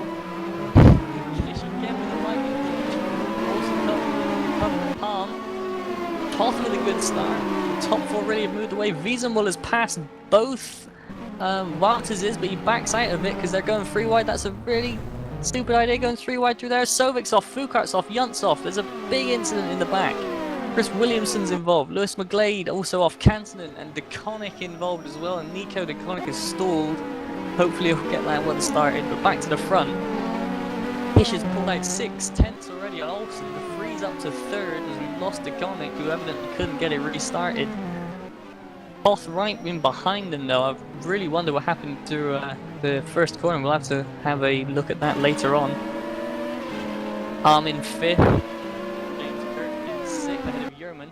Bass up to 8th, so a good start from him. Fournier into 9th. Wiesenmuller's dropped to 10th, so maybe he was involved. Oh no, he backed out because he was 3 wide with the 2 Wouters, wasn't he?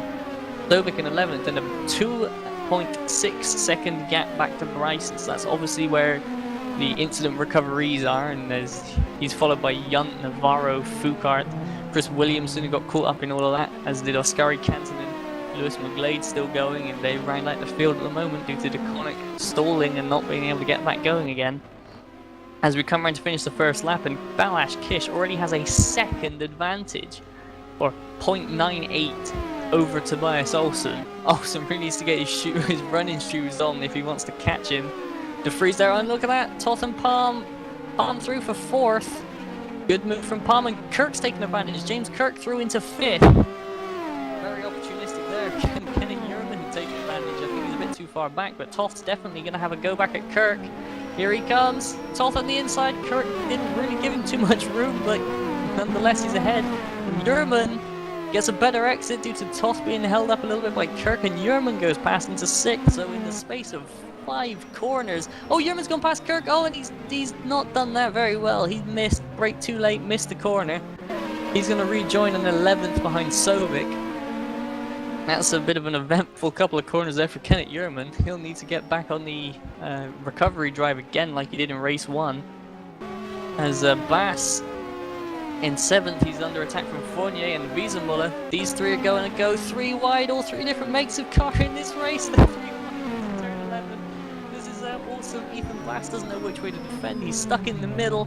Wiesenmuller there goes through. Fournier gets the lot of them. Where did Bass go? Bass has been knocked out wide, and here comes Sovic, the actual Scot versus the man who sounds like he's a Scot. But Wiesenmuller in front having to go at Fournier. And there's a little bit of contact. Fournier's tail goes sideways. He's going to hold 7th, just up the road. De Vries to 2nd. No, he's having to go. Olsen covers it, but Balazs Kish pulled away another 2 tenths on that lap. But De Vries really close to Olsen. He's going to definitely have a look, either through turn 4 or through turn 7. It's probably his best shot. But further back, the Fournier wagon.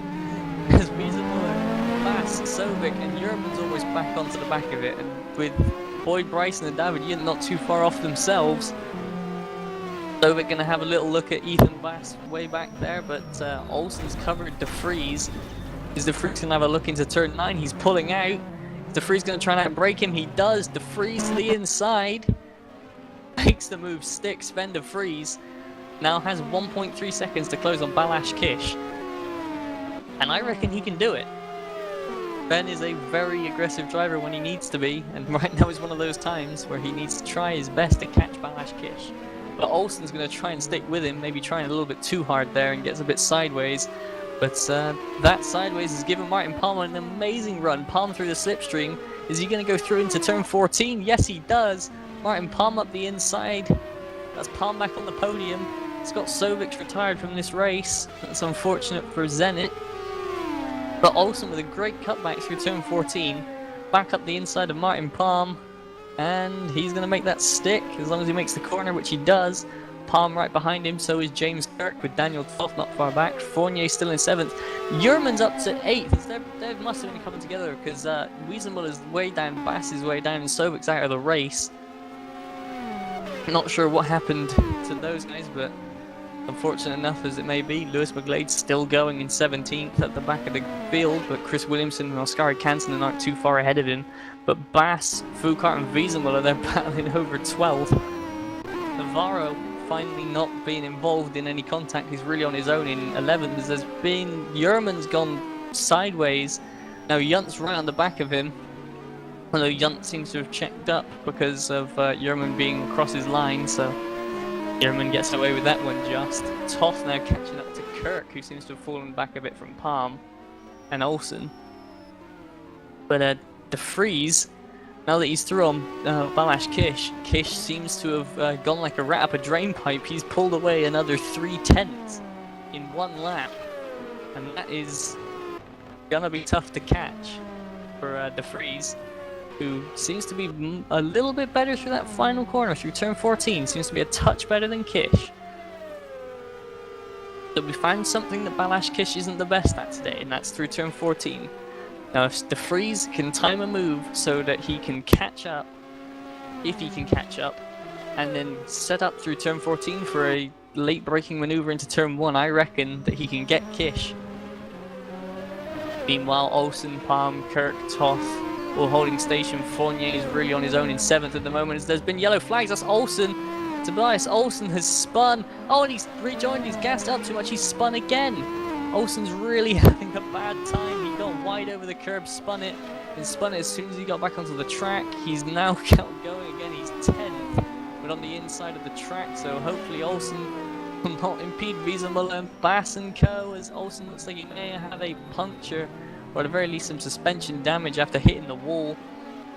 Through goes Wiesemuller, Bass, Foucault, Kantonen's going to go by as well. Chris Williamson and Lewis McGlade closing up to each other behind, and Olsen's really in trouble. That thing looks like it's got a broken rear suspension the way it's acting. But he's backwards into the wall. I think that's going to be Olsen retiring from this race. And indeed it is. Look like rear suspension has been damaged enough to cause the car to wiggle about like crazy. Meanwhile, back up at the front, Kish pulls out another 2/10 on Sven de Vries, but de Vries gains a 10th back coming out of turn 14. So de Vries really needs to either keep his tyres together longer than Kish or pray for a mistake from Kish. But either way, Martin Palm just getting on with his own business in 3rd. James Kirk in 4th with Daniel Toth in 5th. Geoffrey Fournier very impressive in 6th for YTF1. Doing a very good job in that Lexus. He's really all on his own, so if he can just hold on to his tyres, he will get a comfortable 6th position. Behind him is Kenneth Yerman into 7th after dropping down to 11th because of a missed overtaking opportunity earlier on in the race. David Yunt up to 8th already. Boyd Bryson in 9th, Van der Varo in the top 10, which is going to please him if he can keep hold of that. But Robert Wiesemuller is heading up a queue of cars that are catching him at a rate of knots, which include Ethan Bass and the one-on-one car of Sebastian Foucault. Panton in a bit further back for Smile in 14th, as that Bass having a look at Wiesemuller. It was Wiesemuller covered it off though. Blade and Williamson close together. They're battling over 16th, so everyone is either in a points position or having a battle. Oh, that lap, Balázs Kiss did not pull away from Sven de Vries. Maybe this is the turning point now, 6 laps in, where either de Vries has turned up the aggression or if Kish's tyres have just gone a little bit, and Ben's haven't quite started to degrade as much yet. We will not know. But what we do know is Daniel Toth is right on the back of James Kirk. Kirk got a bit of a breathe through turn 1 and 2, with Toth making a small mistake, but into turn 4, Toth is right behind him and looks much more stable under the brakes. So maybe we'll see a move to turn 7. Certainly he got a better exit, but it seems like the gap looks like the gap visually elongated, so Toth's going to have to get a little bit closer before he can attack for 4th place. These guys still have Palm in their sights, so a podium is by no means out of the question for either of them yet. Further back, Fournier still going in 6th. Yunt up to 7th, past Yerman, and now Yerman's under pressure from Bryson. That gap's only 0.2 of a second, and Boyd closes it under braking. Almost runs into the back of Yerman. But Kennett misses the corner just a touch.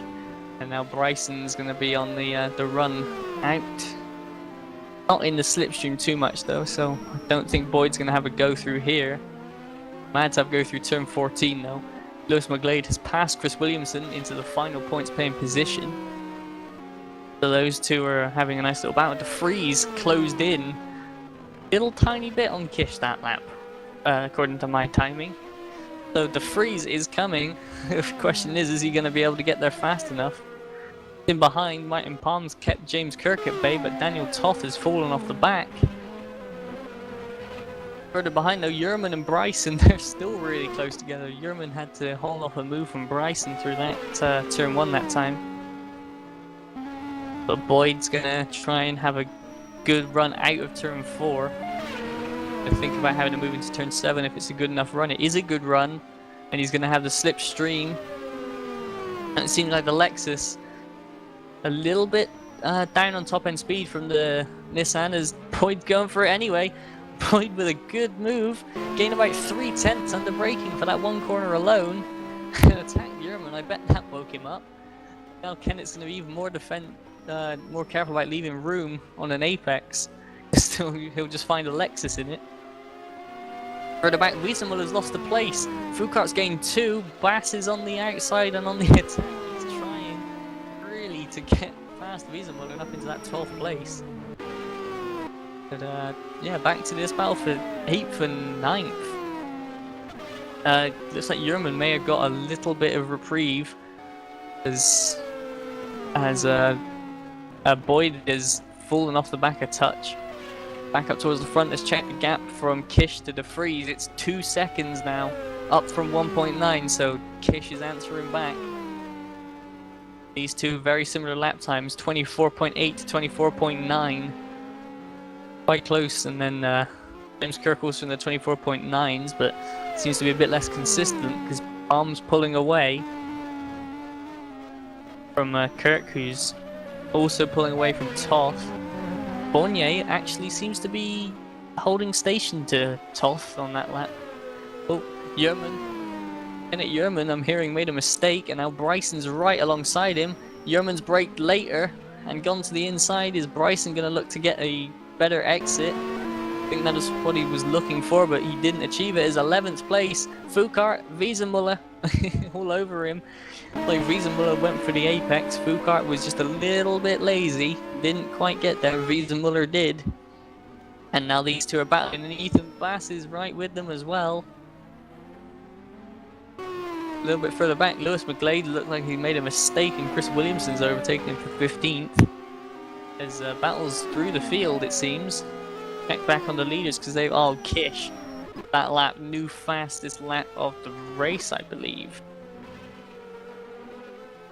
No, it wasn't actually. My mistake. It was a 24.97. That's not the new fastest lap of the race, but it was fast enough to pull 3 more tenths on Sven de Vries. So, Kish looking like he's trying to run away. De Vries in second. Palm, Kirk, Toth seem to be spreading out a little bit. Fournier's being dropped from them a little bit, but holding like 3.7 seconds to David Yunt, who's 7th. Last time Fournier's tires dropped off and Yunt's didn't. Maybe we'll see that gap, well, I'm almost certain we'll see that gap close further on through the race due to just the tire degradation. And Yerman in 8th, Boyd Bryson in 9th, those two still close together.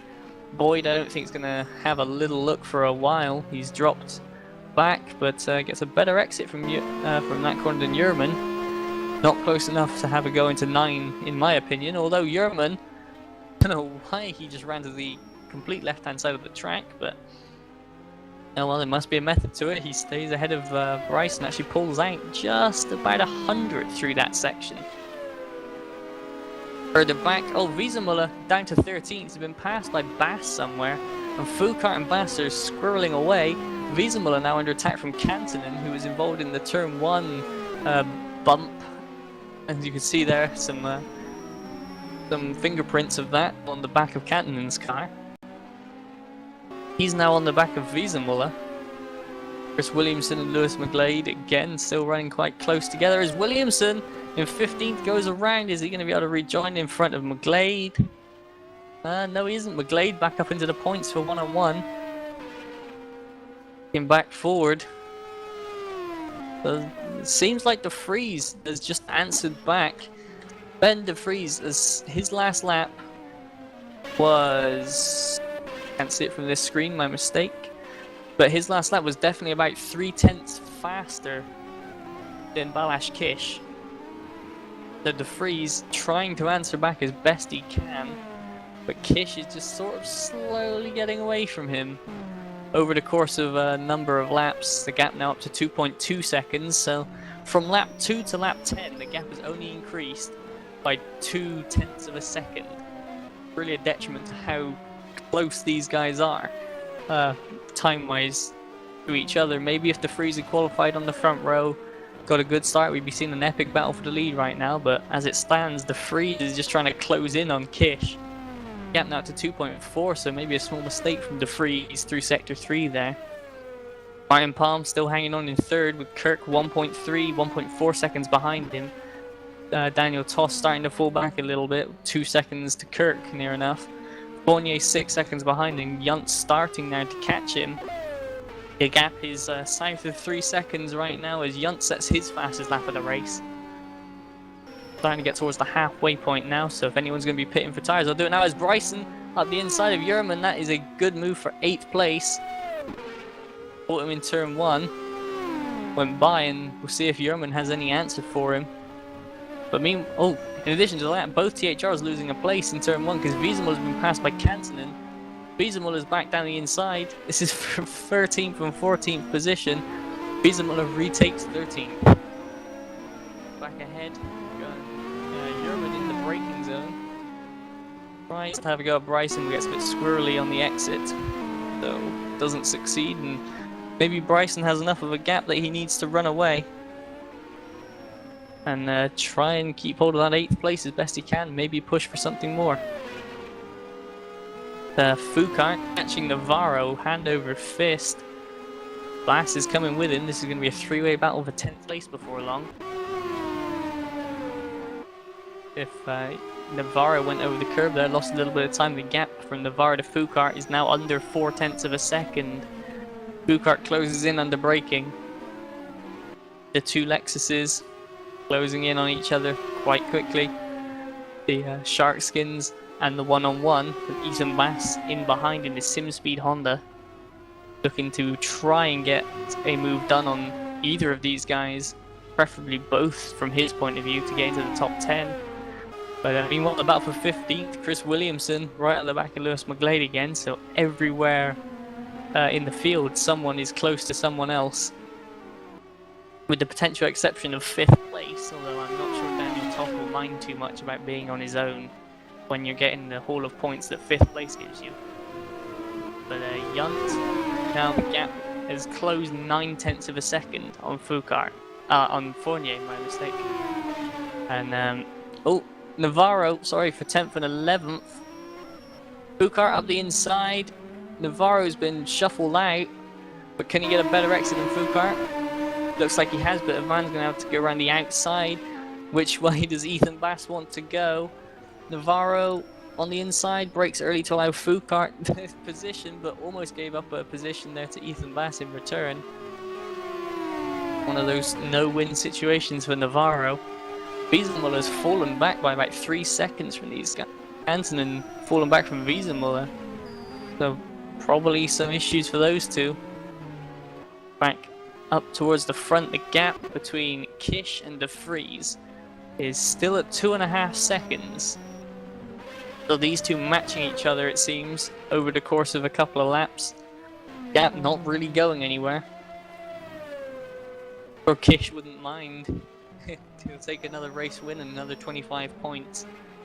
And most likely the championship lead as well with this result. I have to bring the standings up on my screen in a second to try and do some quick maths, but De Vries seems to close in on the braking zones, but Kish seems to pull the gap on the exit of the more medium speed corners. So it seems to be that De Vries is better in the slow speed, Kish is better in the medium speed, and they're kind of even in the high speed corners because it's flat out. Martin Palm still running in 3rd. James Kirk's closing the gap on him though. They're leaving Daniel Toth a little bit, but 0.6 is the gap between Palm and Kirk. Maybe Palm's tyre is going off a little bit more than Kirk's. That's why, because it's basically the repeat of what we saw in race 1. Further back in 6th and 7th, David Yunt has caught Geoffrey Fournier. Gap between those two is only 0.7, so maybe we'll be seeing Yunt have a little go in a minute. Bryson still in 8th, pulling away from Yerman. Foucault in 10th, 11th is Navarro, still ahead of Ethan Bass. There's less than 0.4 of a second between these two. Further back again, seems like Wiesemuller is losing time. Maybe he's lost his tyres or something. Kantanen as well seems to be falling off the back of even Wiesemuller. And then Williamson and McGlade still at it, hammer and tongs for the last points. See if McGlade's going to have a go on the way up to turn 11. No, he's not. But Williamson gets a bit sideways. McGlade also makes a mistake, so no win, no foul on him there. But Bass up the inside, looking... No, sorry, to the outside of turn 4 against Navarro. That's for 11th place. And Ethan Bass ran the outside. The red SimSpeed Honda overtakes the eBay color-schemed Darkskin's Lexus. But Foucault seems to have got the gap on Bass. He needs just to pull away. Foucault, remember, came 6th last race, so he is no slouch.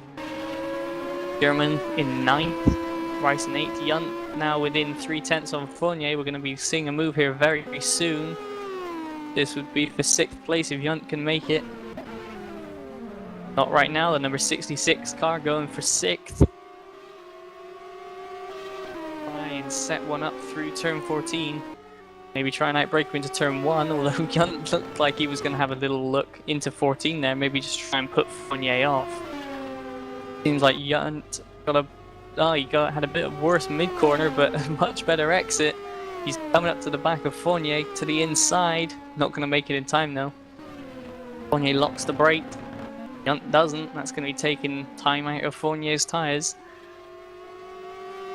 Yunt going to probably turn 7 is his best opportunity against Fournier. He just needs to get a good run through turn 4 here. Get into slipstream. And he's got a better exit, but he's not better by enough, I think, to get the move done. Yep, Yunt gonna stay behind Fournier, who again locks up. In front in 3rd, the gap's now down to 5th place between Palm and Kirk, and Palm is driving very aggressively. As he's running over curbs and getting the tail out, it's not going to be helping him too much.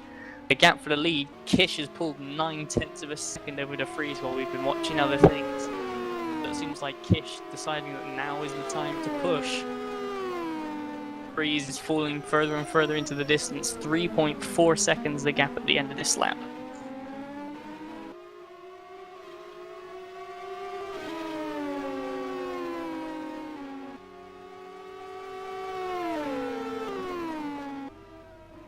Apologies for that. Fournier in 6th now has 1/10 of a second back to Yunt. Yunt's going to look to have a go into turn 1.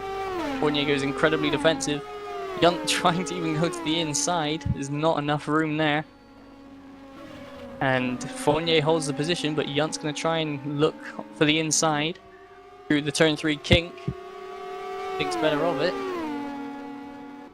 Now trying to send Fournier to the outside to defend through turn 4. Maybe trying to send him a dummy. Bryson's right on the back of these two now, so Boyd Bryson could easily be looking at a 6th place here. Nothing doing ahead. The gap for the gap for 3rd. 2/10 of a second now. Kirk made a little mistake on the braking zone. The gap's back up to 3, but Martin Palm seems to be losing time. Got 8 laps to go to try and hold on. Oh, Bryson on the attack for 7th place.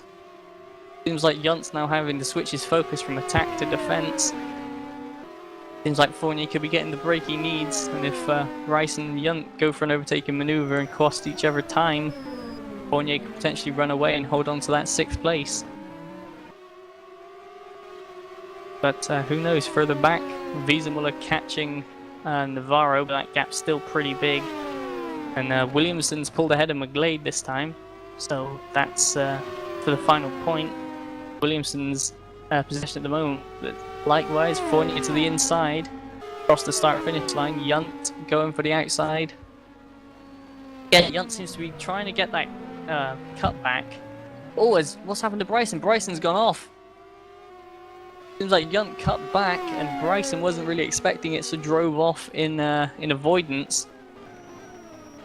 He's going to now lose some time to Yerman. Yerman's not going to catch him though.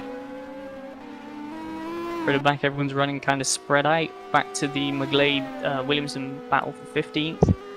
But in 6th place. Yunt now right on the back, locks up. Oh, Yunt, half spin. Fournier going to get a second advantage and try and run away with it. Meanwhile, back towards the front in 3rd. Martin Palm has James Kirk all over the back of him. This is the closest of anyone on track right now. As Kirk made a little bit of an error or a little bit of a worse exit than Palm, but Palm going down the straight towards turn 14. Ooh, Kirk much faster through turn 14. Palm went down to 3rd, Kirk stayed in 4th. Kirk seemed to have kept the revs up as well. Here he comes, going to try for the inside into turn 1. No, he isn't. Not quite close enough, but Kirk looking like he wants to make an overtake on Palm as soon as possible.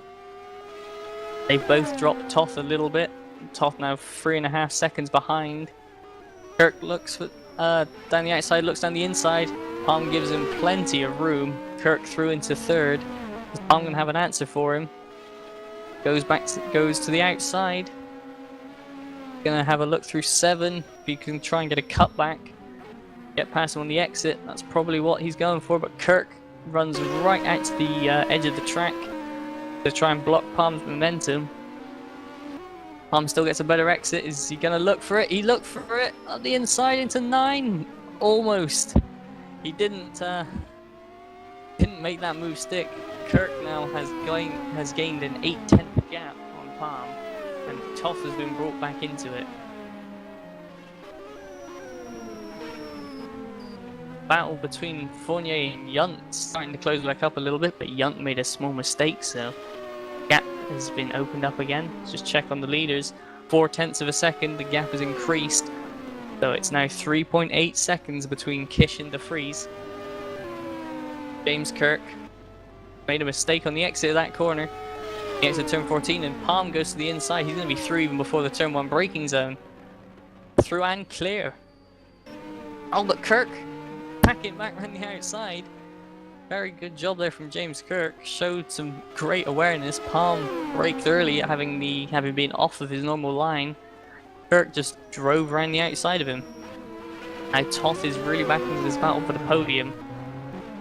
Or saying that he made a mistake there, going through turn 4. Maybe a half spin or so, catching the curb wrong, but Palm's still all over the back of Kirk. But Kirk maybe has a bit more pace in that car, maybe a bit more tires left than Palm, due to the rate that Kirk caught him. And I expect that Kirk is going to be pulling away over the next couple of laps as the leaders have encountered the traffic of Chris Williamson and Lewis McGlade having their own little battle for 15th and 16th. Chris Williamson currently coming out on top of that one, ahead of Lewis McGlade. Oskari Cantonen still on his own in 14th. Van der Varo dropped to 13th. Robert Wiesemuller spun. He's in 12th. He's spun it. He's lost a lot of time to Bass and Foucault, but Wiesemuller really needs to cut these mistakes out if he wants to have any hope of catching 11th and 10th. Being back down in 12th, that's not where he'd want to be. Bass now closing in on Fournier, however, for 10th and 11th. Yerman on his own in 9th. Boyd Bryson starting to catch back up to Fournier and Yunt, who are going to go at it again for 6th place into turn 1. Fournier goes defensive like he's done so many times before. Yunt trying to take all of the slipstream and pull out at the last minute.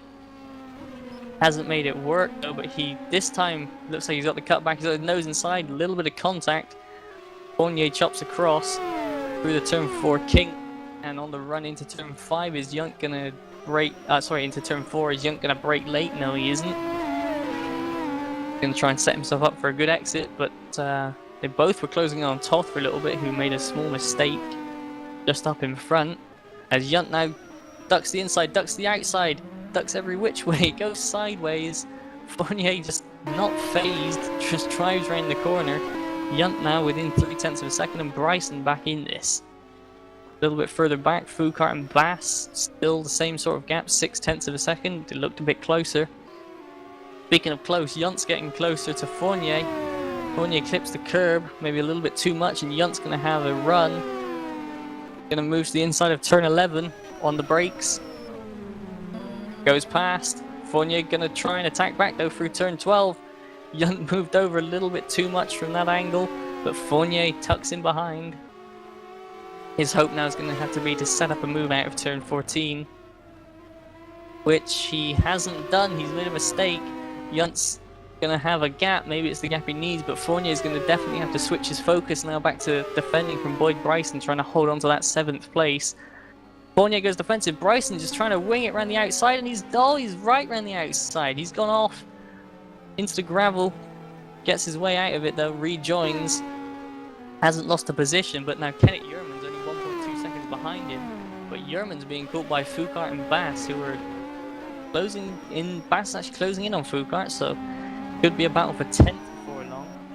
A little bit further back. Wiesenmuller pulling away from Navarro. Canton still on his own, and Chris Williamson, Lewis McGlade still within reach of each other. That's again for 16th and 15th. Fournier, Foucault even in 10th, gets all smoked up. Bass gonna have a better exit. 3/10 in it at the moment. And can Ethan have a go? Turn 9. No, he won't, but he has closed up. Well, Fournier get a better exit. Foucault, my mistake, getting the two French Lexus drivers confused. Foucault, Fournier, in fact, is falling off of David Yunt like a stone. So it seems to be over that battle.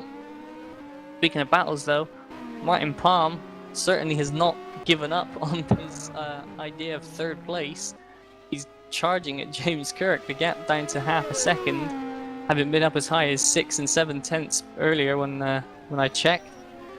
Kirk needs to. The pressure's on now. If he makes a single mistake, he could lose the 3rd place that he worked hard for in this race.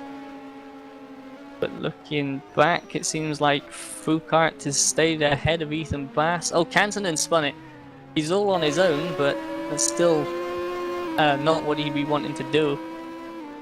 And then gets back going again. He's got 14 seconds behind him and 26 in front, so he's really in no danger of anyone coming around him. But Bass right on the back of Foucault. That's for 10th and 11th. Going to the inside of turn 7. Oh, Bass has locked the rears. He's off.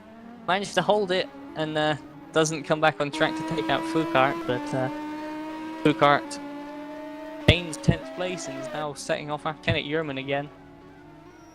At 2.5 seconds. Like everything's kind of spread out, and the closest battle on the track is actually for 3rd, as we've Tobias Olsen left the game, who was already out of the race from earlier. We have 1 lap to go. Balázs Kiss has amassed a 6-second lead over Sven de Vries. Doesn't look like anything can change that right now. So we're going to be seeing Balázs Kiss come around to take his 3rd win of the season very shortly, in about half a lap's time.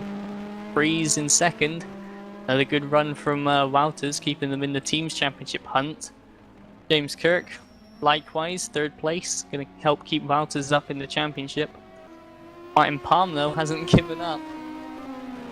Looking to get back what he feels may have been denied of him in race 1 after being knocked off by Kirk, running out of fuel. And that gap seems to not be really closing fast enough as it needs to, with Toth in 5th. But Toth's teammate Balázs Kiss got his lapped Oskari Kantonen. Comes up to turn 14. Nothing wrong with that, and now on the run down to the line, Balázs Kiss takes his 3rd win of the season and 2nd win of the evening for Simco Sunny Motorsport. And that has definitely put him in the lead of the championship. Not really 100% sure what it would do to the team standings, but it's not going to hurt Simco at all. Sven de Vries, 2nd place again. Good result for Wouters on his 1st round of the season. Hopefully he'll be coming back, because seems to be like he can challenge Kish at least for the first half of the races. 3rd place again for James Kirk. So Wouters with 4 podiums coming out away from this evening, they can't be too disappointed. Martin Palm in 4th for Smile, great result from him. Daniel Toth in 5th. Much better than his race 1 performance, so doing a good job to stand in for Gabor Tim. Keep Simco in the team's championships hunt, so I don't know, Gabor will probably be back next round trying to reclaim his championship lead. David Yunt in 6th for Goddess, so another good result from him. 7th place for Geoffrey Fournier in the YTF1. They're not going to be too displeased with that, ahead of Boyd Bryson for Enterprise. 8th, Kenneth Yerman in 9th for THR. 10th place, Sebastian Foucault, swapping positions with his buddy Geoffrey from race 1. Ethan Bass with 11th place for SimSpeed. Robert Wiesenmuller down in 12th, not going to be happy with that. Van Navarro 13th for Sharkskins. That's some decent points for him. Oskari Kantonen finishes in the points as well in 14th. And the winner of the McGlade versus Williamson battle is Chris Williamson, who comes home to take the final point in 15th. So unfortunately for Lewis McGlade, no points from this evening of racing. But he doesn't seem to be too despondent about it, having a good battle with Williamson throughout the race. So, Balázs Kiss, double win. It was the same exact podium through both races, with Kish and the two Wouters. Martin Palm with a good result in race 2, Toth as well. So that will definitely increase Simcoe and Wouters' leads at the front of the teams championships. I'm pretty sure already that it's going to be between those two for the title at the end of it. But Balázs Kiss going to take the lead of the Drivers' Championship. Almost certainly, but with Wiesenmuller having a bad round, I'm not sure if he's even going to pass Gabor Tim. James Kirk as well, he may jump Lopez. He may actually be in second place championship after everything has been totted up from this round. So we'll just have to wait and see. And we'll see if we can get anyone for an interview. We have the THI driver Robert Wiesenmuller here. Rob, we saw you having a couple of errors through race 2. Were you just not having a great event? Well, I mean, I had difficult conditions today. I'm not at my usual computer. I brought a laptop to holidays, and so yeah, I was I couldn't really run the game on high settings. I had every setting on the minimum. It was a bit difficult, and in the second race, I just made a mistake in when they happened, and got collected, and got put into 2 wheels, and almost rolled. And afterwards, the car was just was not going straight anymore. That's unfortunate for that. Then hopefully, I assume you'll be looking to put out an answer for that. Is the next round at Donington, or am I forgetting everything? I think I can have a better race there, just with the usual conditions. So, yeah, picked up some points today, especially in the first race, but yeah. Right, good stuff. Next we have double podium, James Kirk, pole position. What were your thoughts on that event? User disconnected from your channel. How am I this fast? I genuinely don't think I've been more competitive for an event like this, and so Zuhai has just shot up as one of my favorite tracks ever now. Honestly, I knew I was going to struggle like from the start, because my starts have just been appalling this season. So my idea was get up as high as the field as I can. Pole position was lovely. I mean, that's one of my goals for this season, so that's one off the bucket list. But it was get as high up the grid as I can, and then just see what I can do from there, because I knew I had the race pace. Race 1 was just nice, able to keep out of trouble. Apologies to Martin for hitting him off. Apparently he was saving fuel and then tried to let me through, but it all happened so fast, and we've sorted that out. So thanks to Martin for that. And then again in race 2, had a fantastic battle with Martin for the final step of the podium. It was a bit of a struggle, I think, in both races to get up to speed, but then once I was up to speed, I was nice and competitive, which was what I like to see anyway. Good. Obviously with Fran missing this round, and with Robert not scoring as many points as he'd like to, and Gabor Tim missing this round, do you have any idea or aspirations to get into the top 2 in the championship? Oh gosh, no. Coming into this event, I knew Gabor was gone, and I knew Fran was gone. I knew Sven was coming in. So really what we and Sven decided to do was to get as many points for Waters in the absence of Tim as we could. 2 podiums and a pole position for me is more than I could have ever imagined. So, I'm expecting it to be back to status quo around 6th to 10th next time out at Donington. But it's nice while it's lasted, and who knows? If I am on the pace again, then I'm certainly going to try and make the most of it. All right, cool. So we'll see you at Donington in 2 weeks. Very much. Finally, we have David Yunt. David, we saw you come through the field something like 14 positions in race 1. How was that for you? Well, I think you could call the qualifying one flat out meh, because I don't know. I've never liked hot lapping much, and I never got up to speed. And yeah, well, limited practice. So let's just say I didn't feel like doing so, and that backfired, and that's why I found myself in P18. But thanks to some, I don't know, mishaps and incidents, I managed to go up the order, and I was in the end a bit surprised that I gapped some people that I overtook, and it just went off into the distance, and even managed to overtake Robert for fourth. So I think I'm really happy with the first race. Second, I tried my best, even more in qualifying, and I was just 15th. And I have to, well, everyone tell a well done, because everyone was so close to each other. I mean, like top 14 inside 4/10, and I was just too slow in qualifying to break into those 14 people. So I started 15th and immediately had a bad start, and then Lewis, I think, tried to tap Oscari, and I got worse off, and I had to run into the gravel trap and lost like 4 seconds already. But I came back, had a very long battle or a very long catch up to Mr. Funi, I think. And it was my big determination to beat the YTF1 car, because it has the Hatsune Miku on it, and I've got anime as well, so I just had to get past him. We had a bit of a squabble, and in the end I managed to go past him and take 6th before Boyd could get me. So I think regarding the missing pace I had, so I would be very happy taking 4th and 6th for this round and for the team, which is a one-man team. So I'm really happy that it's going quite well. All right, good stuff. Well, best of luck for next run out in Donington. Thanks.